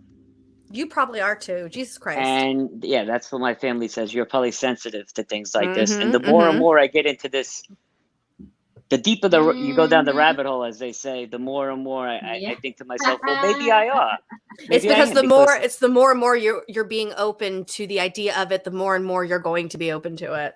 right, very true. Mm-hmm. But there's a lot of times, like I'll tell my wife, like I haven't seen such and such in so long. You know what I mean? Like out of nowhere, you Yeah. mentioned a friend's name. Like I haven't seen John in so long, and then you go out to the store, and 20 minutes later, there's John, but you There's haven't seen him John. in 5 years. You know what I mean? Like weird coincidences Weird like that would coincidences. happen all the Yep. time. Mm-hmm. So maybe as I get older now, maybe I'm becoming more in tune to it because I'm accepting it. And maybe when I was younger, I blocked it out more. Like this is bullshit. Until I physically started seeing things started happening. I was gonna say, or you probably might have had a lot of experiences when you were younger and you just blocked out a lot of it. You know what I mean? Like a lot of us don't remember a lot of things that happened in our childhood, and then as we get older, the more and more we realize how much and how deeper it goes, especially with your family. It sounds like they're very connected. Honestly, I feel like you should need to sit down with each of your grandparents and parents and whoever else is around and just ask them about the weird paranormal alien and whatever stuff and get that on record. Well, funny thing you say that. Well, my grandmother passed away last Christmas, but oh my God, I'm so sorry. Thank you. My mom went to a psychic, and she went with my mother, my sister, and my aunts all went. And the weird thing was the psychic was saying to my mother, like, I don't know who this biker is that's standing next to you, but he won't leave your side. And a couple months prior to that, my Uncle Harry died, and he was a biker. He was a mechanic. He was a biker dude. And the lady told me, and my mother didn't tell this person anything about anybody in the family. And the lady was telling her, like, well, Harry, if that's Harry, he must be your guardian angel. He's attached to you. He won't leave your side.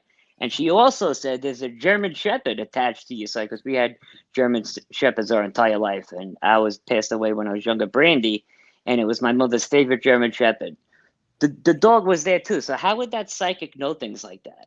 Nobody told this lady anything. They were just in an audience. Would make me cry. I would fucking honestly cry. That's how you know when the psychics really are very serious about what they do, is because they tell you things that you literally can't Google. It would make no sense that they would know any of this information. And it's it's honestly, it's this way for your loved ones to really validate what it is that's happening with communication.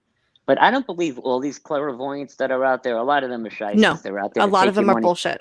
But some of them, if not, out of 100, maybe 2 of them are legitimate. They are out there. I do believe they're out there. Hi, Alien Girl, by the way. I seen you over in the post. Hi, Amy Love. Yes. But I do believe that some of them exist.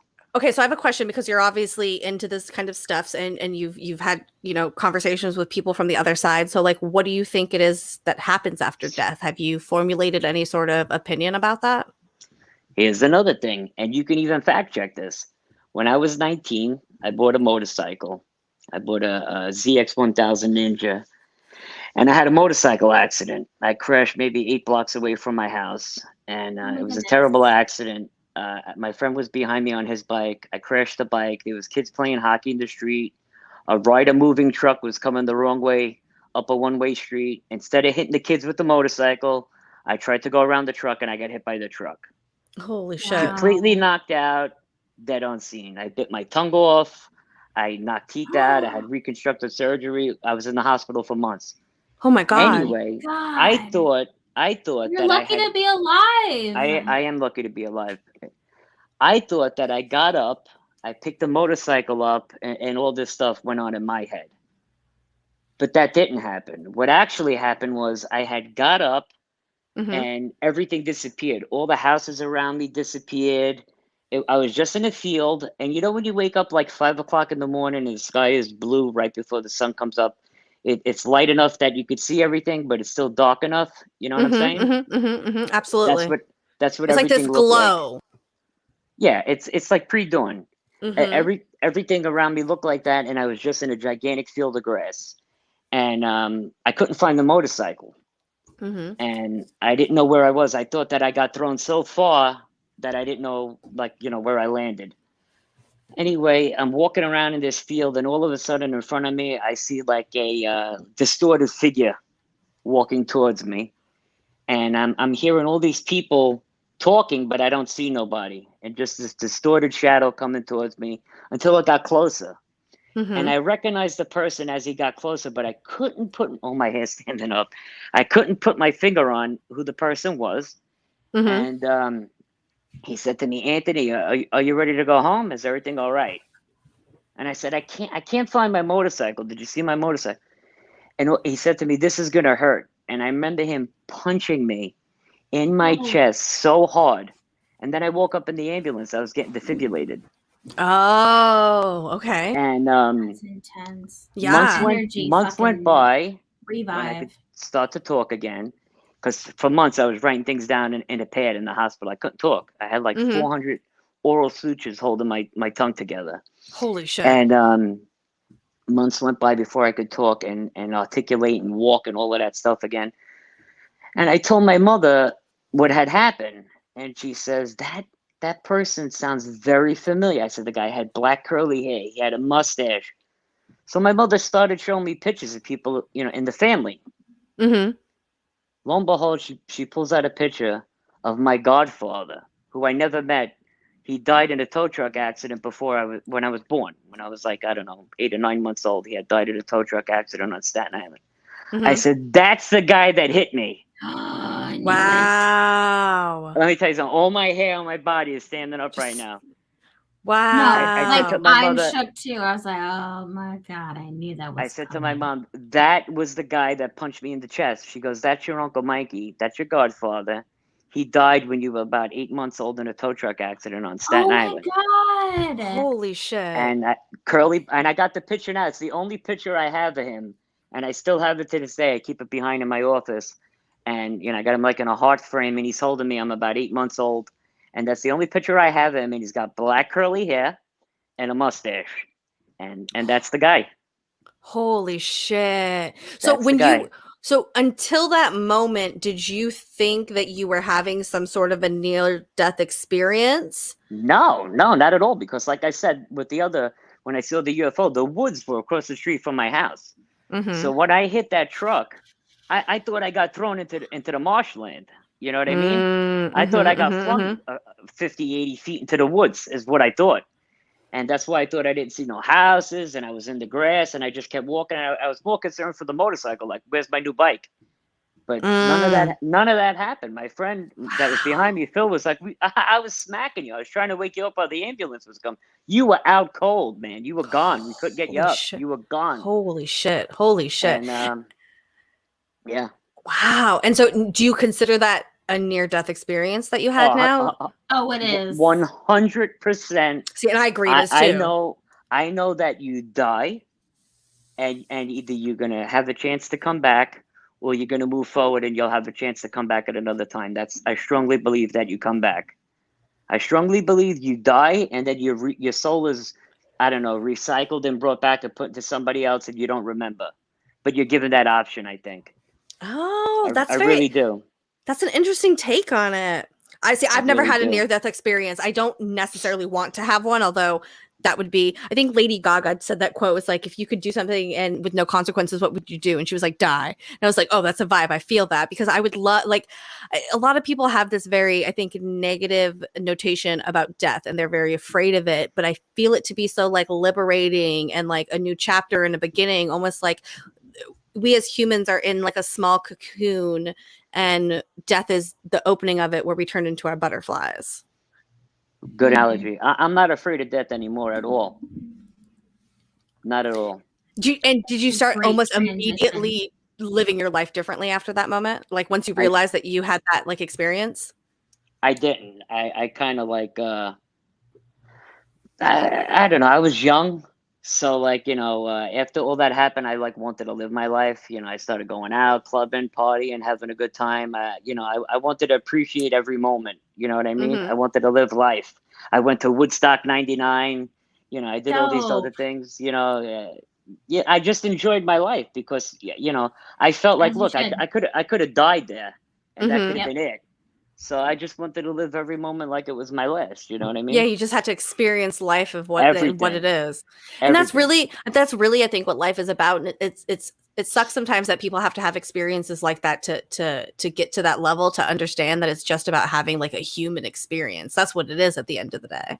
And you know what? I learned to love everybody after that because prior to that, growing up on Staten Island, a little bit of attitude, yeah. Yeah, everybody out here thinks they're a Guido. Hey, how you doing, Cuisine? You know what I mean? Everybody thinks they're in a Bronx Tale over here.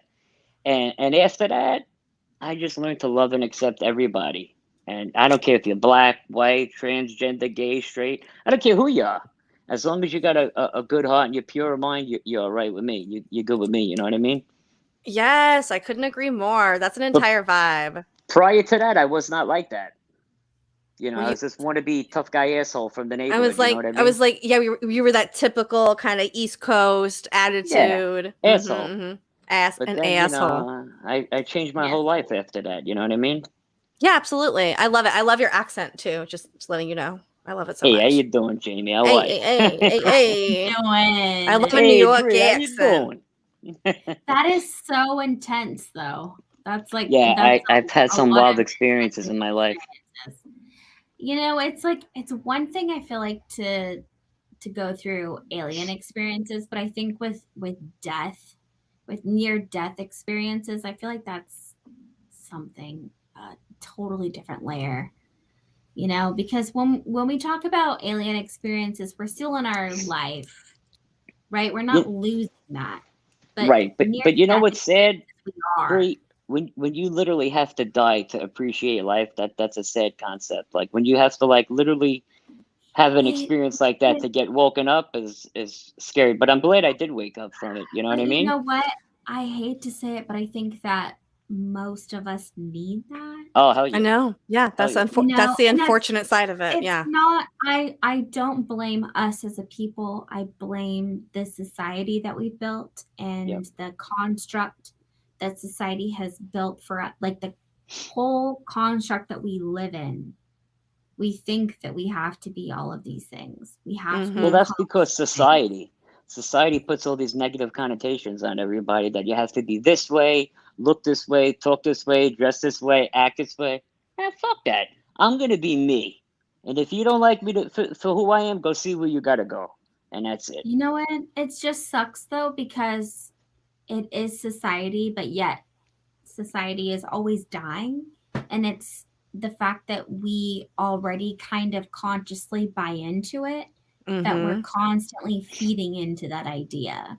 So Very if that true. was just like a one viewpoint, it would have died off.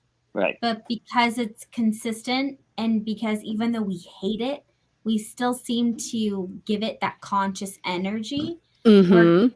consistently building it. So even though I hate it, I would be lying to you if I said that I also didn't feel that way sometimes, you know, because it's like Of what course. else? It's that voice that's like, oh, you have to be doing this, you have to be doing that, and you know, it's like it's hard to get rid of. Yeah. And you know, so I would hate to like wish death upon us all, but Mhm. it sucks that I feel like that's the one experience. I think a near death experience and a really deep psychedelic DMT type experience is the only thing that truly breaks people in their Well, consciousness to make them think differently. when I was younger, I tried Special K. Did you ever hear of Oh. ketamine? Oh, okay. And Oh my yeah, friend, baby. Staten Island, all party kids. We all used to go to like Sound I didn't Factory in know Staten Island Manhattan. got down with a K. Oh Yeah. yeah, party big time over here. And so my buddy's like, "Yo, we're gonna try Special K this weekend with a little E and everything." So I was like, "Yeah, all right, I'll With take a a little bump or E, whatever." wait, sprinkled on the side or like inside or like what? Yeah, Like, like give me the what a details. Well, combination is you that? guys Yeah. got Sound Factory in California, right? Sound Oh, for Factory. sure. Yeah. Yeah. Well, we got one in Manhattan too. All house music, club music, and so my boy was like, "All right, we're gonna try the batch before we go." So I was sitting on the couch. I did it, and I had an out of body experience with that. Like Oh, okay. I Where'd you go? felt my Where'd you go? well, it I really didn't go anywhere. Like I felt myself come out, like my soul Okay. come out of my body, Okay. and I Yes. floated through the roof of the house, and I felt like I was, Okay. yeah. I felt like I was sitting up in the sky, Mhm. looking down below at all the cars passing, and I felt the wind on my face, and all of that stuff. And I'm just basically sat up above the house in the sky, looking down, Mhm. tripping That's balls, awesome. and that was my experience. I had a full That's so blown cool. out of body experience with that, and it was I never had that experience again, but it was wild. When Have you people had say Have you had any sort of experiences with extraterrestrials on any other sorts of type of drugs? No, not extraterrestrials in the sense of like little green Martians, but like when you take like Special K and you drop ecstasy and mushrooms and you're partying all night long like that, listen to house music and you're in that environment with the music and everything. Yeah. Joe Rogan talks about seeing those purple beings on DMT. I've had a similar experience with that. Jesus. But then again, you're talking about being high. You know what I mean? Mm-hmm. Mm-hmm. You're talking about being on narcotics. You're not talking about having like a natural experience where, it happened in your sleep or you woke up and you were taken or anything like that. I was tripping balls and that happened. Yeah. And would you be open to taking things like DMT or like ayahuasca or anything like that to have experiences? Now that I'm retired from the city, I could do all of that. So a little bit more open to it. Retired from the city at such a young age. Jesus Christ. Yeah, I'm on disability. I got hurt. Oh no. Well, I mean, more time to look at UFOs. Yeah, more time to look at UFOs. I worked for the city for 15 years and now I'm retired. But DMT you can't find over here. Ayahuasca, you got to go to like a resort, like a shaman. Yeah, you got to do it right. You got to stay a couple days, and so here's the deal. Here's the deal. Ceremony. We gotta plan a trip to Oregon, is what I've decided, because all drugs are legal there, and we will just go to Oregon and do fun things. And absolutely. I feel like we could all just take a nice vacation, save up for a year, and then just everyone can go and we can just go be weird in Oregon. 100%, I'm down, because I want to really get down to the root of everything. And they say ayahuasca really gets you down to the root of all your issues. Yeah, I heard like a lot of people. So I've seen a few documentaries and stuff on Netflix and things like that. And I've seen where like people completely fucking break down and it changes their fucking life. But here's the thing. I have a question for you then. So like you've kind of sort of already had a moment like that with your near-death experience. Would you want to experience something like that again? 100%. Why not? Because when that happened, even though I was confused, I didn't know where I was. I wasn't afraid.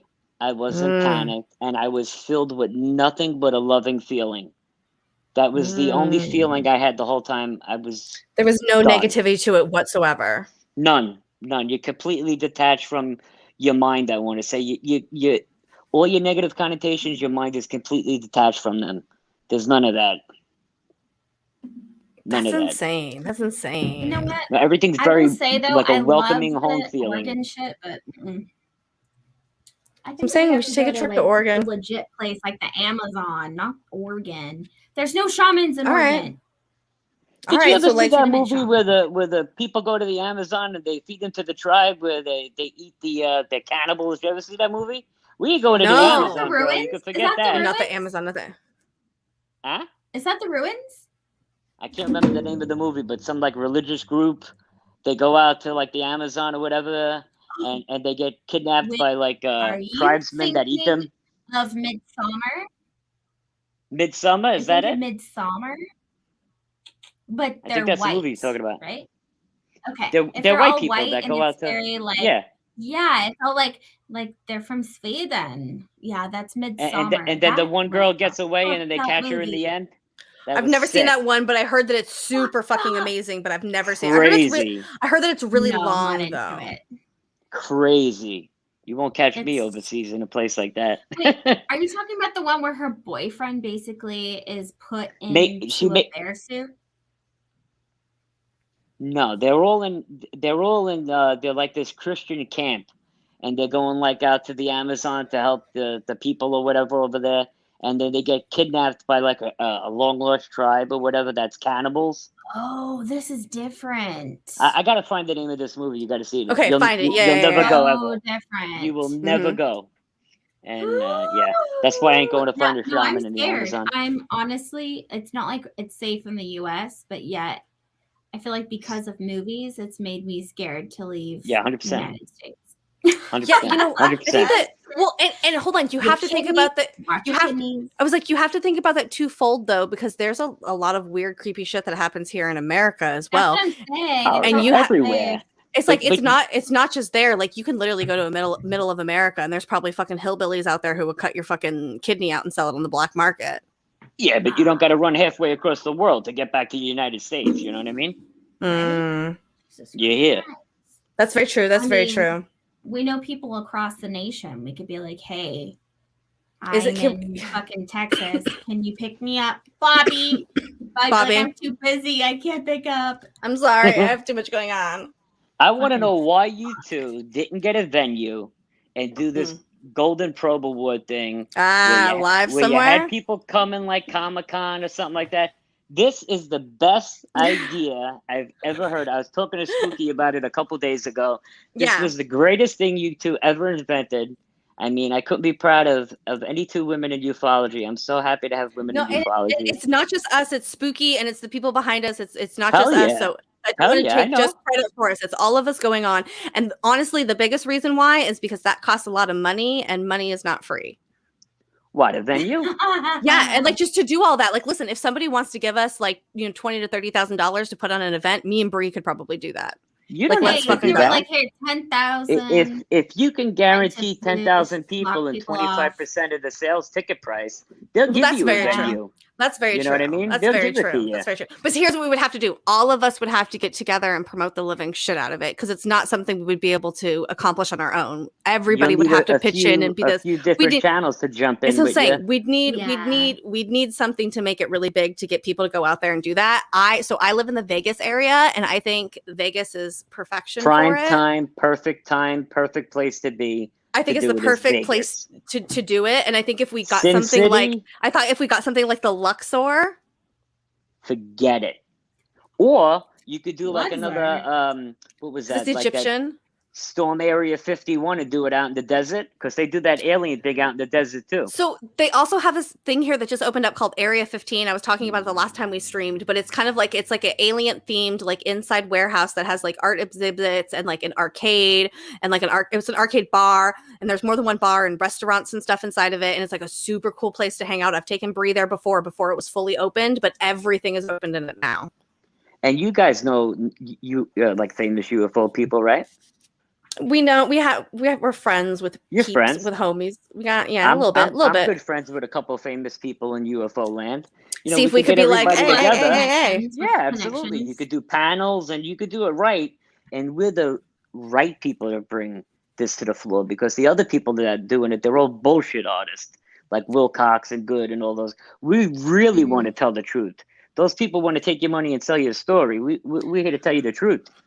I think that's one thing that at what point do we know who to trust though? Because how do we know that the people that we're not buying into now will eventually be people like that? Because I have been trying to tell people that Wilcox has not been like this forever. Wilcox used to be cool, but he is now. He was hasn't, but he is now. Cool. That's what fucking sucks. It's like, how do we know that why? Money changes not gonna fall everybody. off? I couldn't agree with you more. To all evil. See, because I'm the kind of guy, if we did a show like this and somebody came to the door and they'd be like, yo, I really wanted to come to this, but I just can't afford $40, for a ticket. I'd be like, fucking come in, man. Come in. Yeah. You know what I mean? Go have fun. Whatever. Sure. I think it's like that's why we stay poor. I was like, but that's You're right. exactly.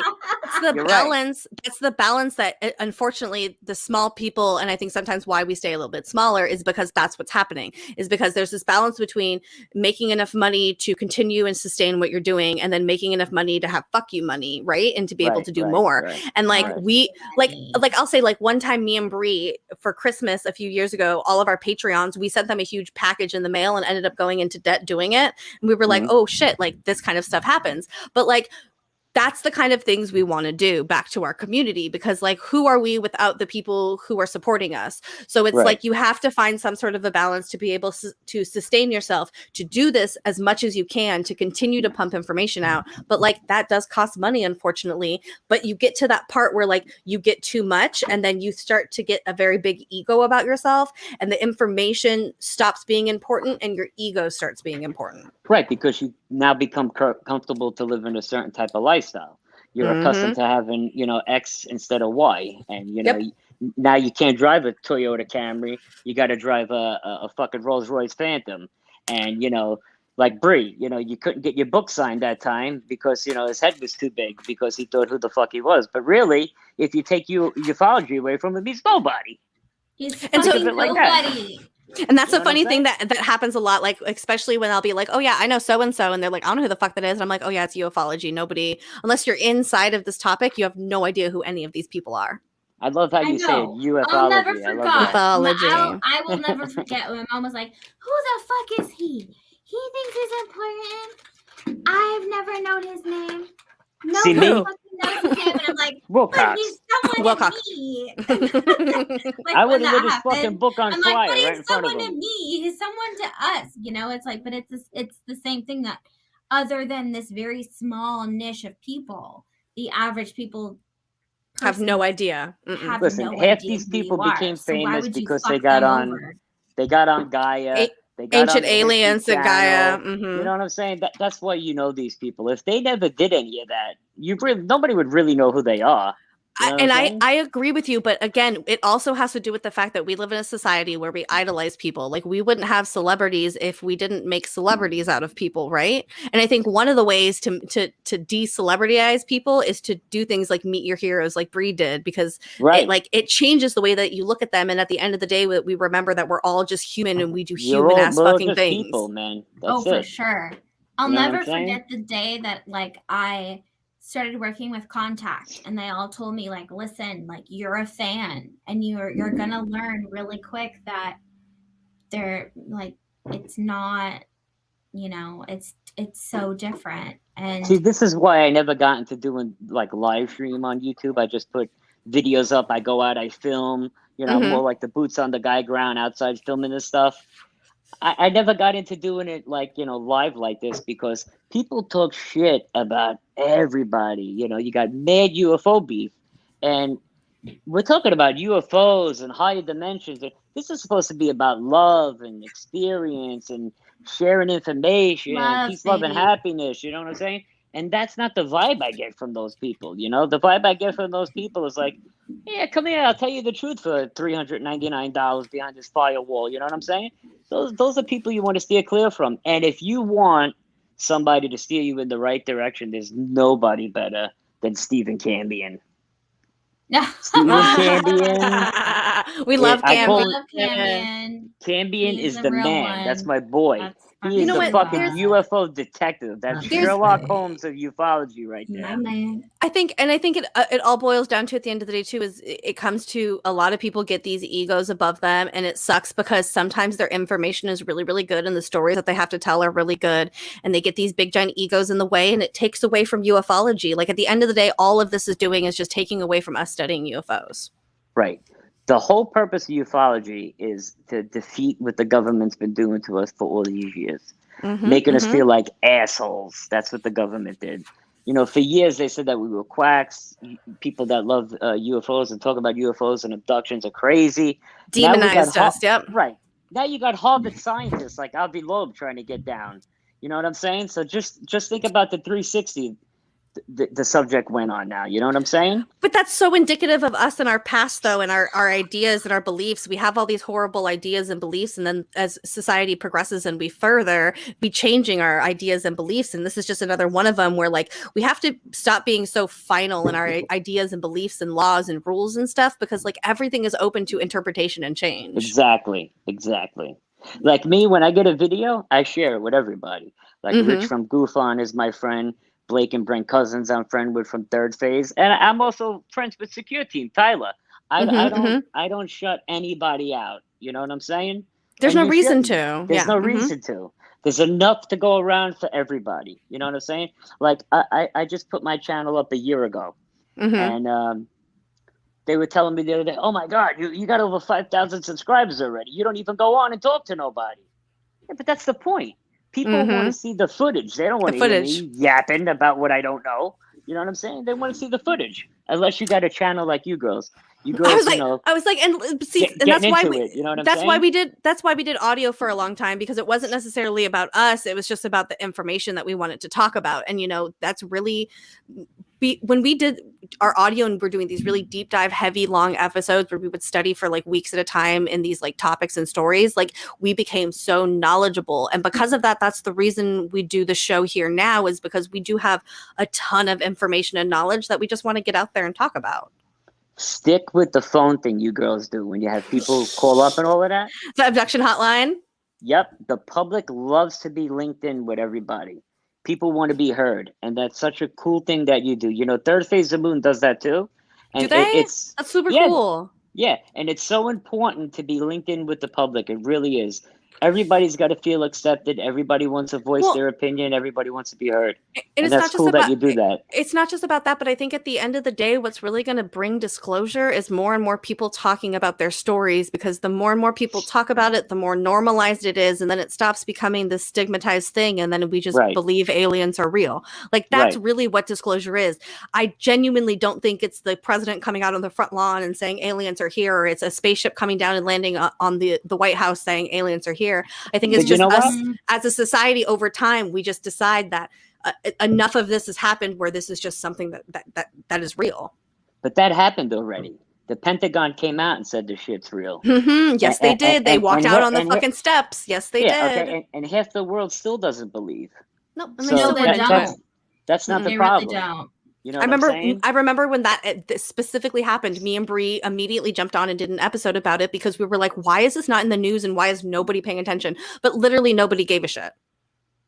Yeah, I say all the time, like, we got Scientology, you got Catholics, you got Muslims. I'm going to start ufology as a religion.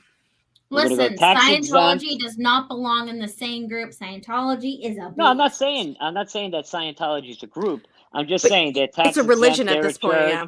People are worshiping the devil today. I'm gonna have an alien church. That's what I'm gonna start. You could absolutely.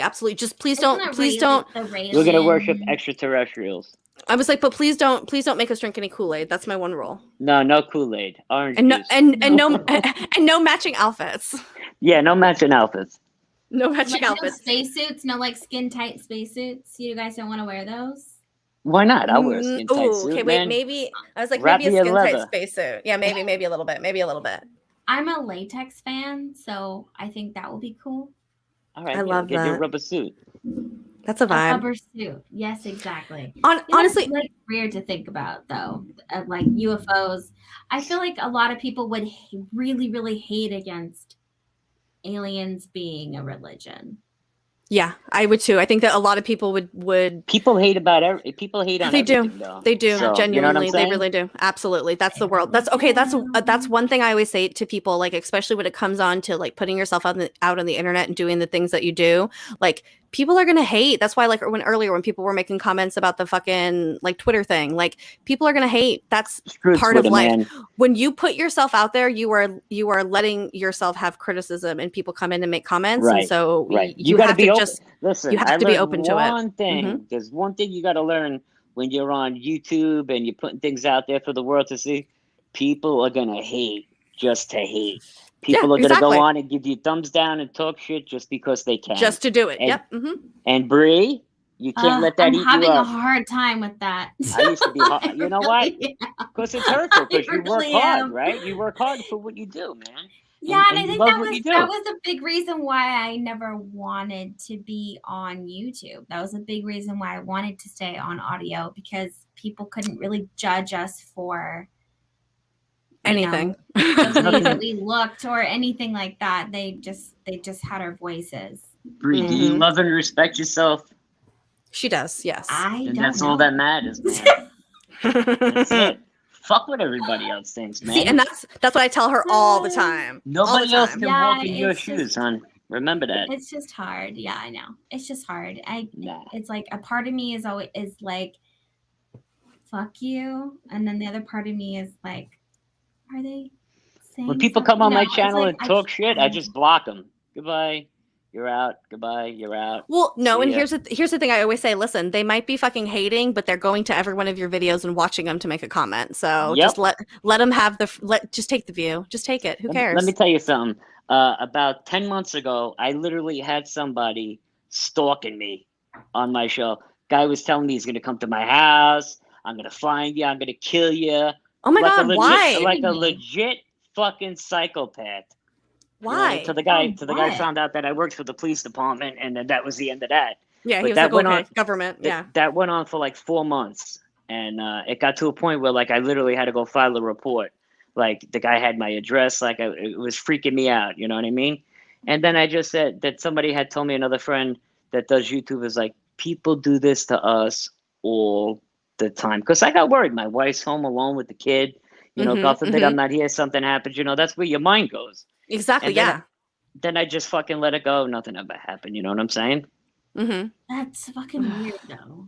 It's just people get so angry and they just want to assert themselves and make you feel riled up. I think that's what gets them. Like they're just trying to rile you up. They want to get under your skin. That's all it is. You know what I'm saying? 100%. People want to talk. Yep.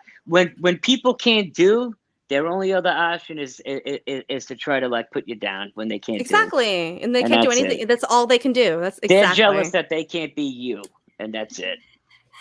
Jamie is the one to handle it. Jamie's always been the one to be able to handle it.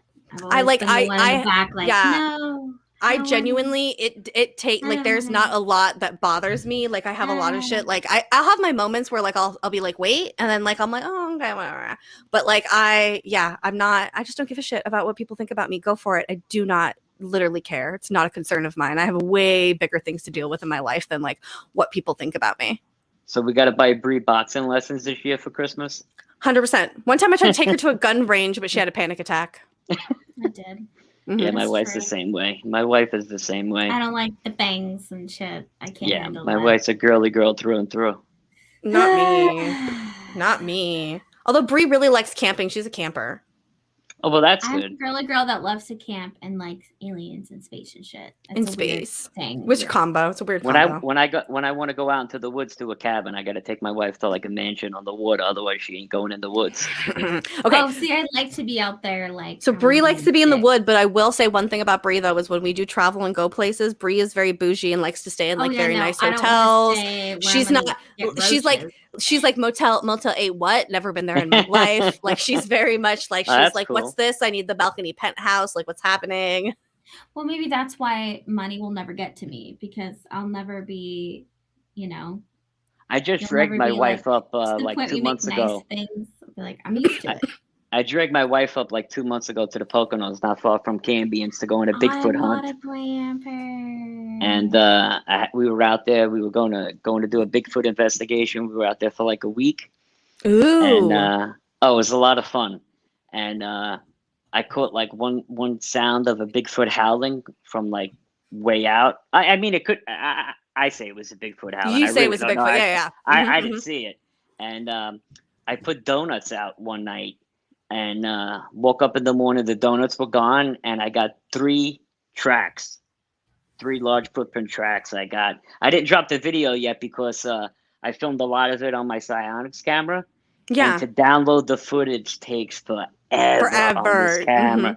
I mean, forever. I know exactly what you're talking about. Yep, because it's super high resolution and shit. And I'm not really good with editing. I'm not the best with it. Like Spooky's like a master with that. Like I would need somebody like that to put it together. She's so good. I just never put the footage together because it's way too much work. There's just so much of it. We need to plan a Bigfoot hunting trip too. Oh, you know what, Anthony? We need to have you just come on in general, maybe just more often and tell us more stories because I feel like you are like a never-ending fountain. Yeah, like so much has happened to you. Like join Tatiwaba? Yeah, like come on into our circle. Let's have more conversations. Fucking right. I would love to. I should get my laptop back this week. Yes, get it. And then I can officially come on because I'm on my cell phone and it sucks. This iPhone is horrible. It's doing better than a lot of things I've been around. It sounds clear and everything on it. I mean, it does. I just bought a house, so I'm like not used to like not having my microphone and all of that. Congratulations, that's a big deal. Mm-hmm. It is a big deal. It is. Are you married? Do you have babies? Tell us your life story. Tell us what's going on with you. Wife. Yeah, wife. Yeah, yes, wife. I'm with the same girl 15 years, so she's my wife. Oh my god, yes! Congratulations, yes. My son is 17. Old, yes. Little hottie. He's a little bodybuilder stud muffin. Everybody calls him. He's a smart kid. Mm-hmm. What's that? Smart kid. Very smart kid. Loves UFOs, Bigfoot, and all of that stuff. Really, that's so cool. That's super cool. You know what? Has he ever had an experiences? Like, has he ever told you He about comes any of out with them? me all the time. He comes out with me all the Oh. time. All the time. He busts my chops so much. Dad, are we going out tonight? There's no clouds. Are we going out tonight? Come on, No let's go. way. That is He so loves cool. it. He Super loves it. cool. My son and I are so close, man. I'm so grateful to have that because there's no greater connection you can have with somebody than with a child. You know, with your child. Awesome. You know, where you can Mm-hmm, really mm-hmm. open up and tell that person anything, and he could tell you anything, and you could kick off each other. That's like the best thing in the world. That Thank is you, so Enzo. cool. You have something Yeah. special for sure. Yeah, You we have do. something special. And he's That's just like amazing. me, you know, he races dirt bikes now, he plays hockey. He's like the spitting image of me when I was growing up, and I'm so proud of him. He's thinking Sounds about like a going man's into man. he's thinking about becoming an officer in the military now, and Aww. so I told him, yeah, be an officer and the gentleman. I said, with your baby blue eyes and your physique, the girls will eat you up, son. And maybe Forget it. maybe he'll end up on one of those Navy ships that gets to see UFOs. Well, we have a couple family members that are on the SEAL team, so I told them if you're going to go anywhere, Ooh. you're going to go into the Navy, and that's where I would like you to go. Because You see- he's like, I'm thinking about going to the Coast Guard. I was like, you are not becoming a puddle pirate. That's not happening on my watch. Puddle pirate. I love that. That's the funniest shit I've ever heard. I said, you're going to become a man. You're going to go to the Navy, and we'll see about getting you commissioned on the SEAL team if you want to do something for real. That's And, amazing. Damn, you were It sounds- raising him. So it sounds like in I addition want him to to your have high family, aspirations for himself. I don't want him to put limitations on himself. You know what I mean? I don't Yeah. care that only 12 out of 200 graduate SEAL team training. If he wants to do that, he's got to put his fucking you mind work to it, for it. Yep. and he's got to devote all his time and attention to it. And if that's what he really wants, he'll get it. Exactly. And that's Will it. you be my dad? What's that? It sounds like Am I old enough? Shit, I just turned 40. No. It sounds like in No, addition to being like no. super, like your family being super connected to like having like paranormal and like alien activity and stuff like that, like it sounds like you guys have a lot of government involvement as well, with like you working for the government, with like your family being involved in the military and stuff like that. Do you think that has a lot to do with you guys having those experiences as well? No, I think it just happens when you're susceptible to it. You don't have any like government secrets you're trying to tell us? What do you want to know? Tell us all of it, everything. I mean, I want to know I mean, if I feel like you would be a really great addition to the Tatiwaba multiverse. let me tell you, I'd be honored because I think your channel's got a lot of potential. I think I that really you should do. really be a part of us. I feel like we vibe really well, and I feel like everything that you like, you bring a different side that we don't have, which is super paranormal. We don't have anyone that has like really strong connections. Really? I mean, yeah, I've had mediumistic moments, but I've not like been in an environment where I've been like fully enthralled in that, or that it's been passed down the family. I feel like you really bring that to the table, and that's something. Well, thank you. I appreciate that. Yeah, it's I'd that's be something honored. that You people kidding me? don't have. Yeah. It's not. Let me tell you something. I feel that everything happens for a reason. I found your channel through Steven because Steven's my friend. And, love then I Steven. found you guys. I jumped over to you guys, and we all click. It seems like we all click. Yeah, Like I'm for friends sure. with Rich from. I don't know if you know Richie from Google. I do. You met Rich? Rich is actually going to be helping us with the Golden Probes. He's actually one of our Oh. special guests that's coming on. Primo guy, Rich. Let me tell you Yes. something. Awesome friend to have. You're surrounded yourself with wonderful people, and that's the right thing to do. You're in the right crowd. That's what's I think it's important about like this community and this environment is like not fighting each other and not being like, oh, you have a UFO show, oh, you have a UFO show. Like, what is wrong with us all not coming together and having these kind of conversations? Like, why would we like I love how supportive the community is, regardless of like technically we're all competing with each other. You know what I mean? Those are the people you want to surround yourself with, the people that are going to lift you up, not bring you down. You know what I'm saying? Exactly. Like I Good have vibes in my the world. I have my own channel, but like when my videos go on Third Phase of Moon, I drive my wife nuts because she's not a UFO person at all. I'm like, I'm on Third Phase of Moon. She's like, would you shut the fuck up? I've seen it already. You know, she's like one of them. I'm like, play it again, play it again, play it again. She's like, I want to watch a movie. You got this thing on for 4 hours. You know, because I'm so proud that something I filmed is being shown by somebody that's Somebody like, else. right? You know what I'm saying? That's the cool thing. I couldn't. I'll give you exactly that happened to us. We interviewed Grant Cameron, and then Grant Cameron asked to interview us, and we were like, "Excuse me, what?" Wow, Grant Cameron. That's we were an like, honor. "What? What? Excuse me?" Yeah, it was on his podcast, and we were like, "What? Okay." And he sat with us. I think our interview was like literally 2 hours long. Really? Mm-hmm. You got to put that up. You got it up on the show? Not on my show. Well, no, because I don't want to like repost his stuff, but I've posted it before on our Twitter, like his feed for it before. Yeah, but like you're on it, right? Yes, but it's just audio. So what? People love to see that. That just shows how in tune you are with the community. Everybody, people want to see that. Believe me when I tell you. My computer. We've met a lot of people along the way. I will say we've been doing this is our fifth year that we're going into. So it's like we've talked to a lot of people in the community. We've gone around and we've gone out and we've actively tried to talk to a lot of these people. So it's like it's over the years we've worn them down slowly to come on. Yeah. But you got them. That's the important thing. No. Exactly. Hey, Spooky. Hey, Spooky. Spooky. All right, you guys. We've been going for 2 hours, and we have to get out of here. Bye, ladies. Anthony, thank you for coming on. Please, we're gonna DM. Absolute pleasure. We're gonna DM later, and we'll talk later more. Please. Absolutely. Yeah, thank you for having me. I'll see you guys next time. All right. All right. Thank you so much, love. Ciao for and now. thanks for Good coming night, on. ladies. Night. Bye. All right, Bree. Thank you for coming here, everybody. I hope you liked our Krampus and our very impromptu kind of not planned kind of interview with Anthony over there from Unidentified S4. So we love you all. Merry Christmas. We're gonna be back tomorrow. We're gonna be back tomorrow, you guys, with another stream. We're gonna be doing butt stuff. I don't know what time. But we love you all. His balls cut off tomorrow. Yeah, so we don't know. But we love you all. Oh, there's Spooky. Hi, Spooky. I love you. Okay, good night, everybody, and goodbye. Good night, you guys. Goodbye.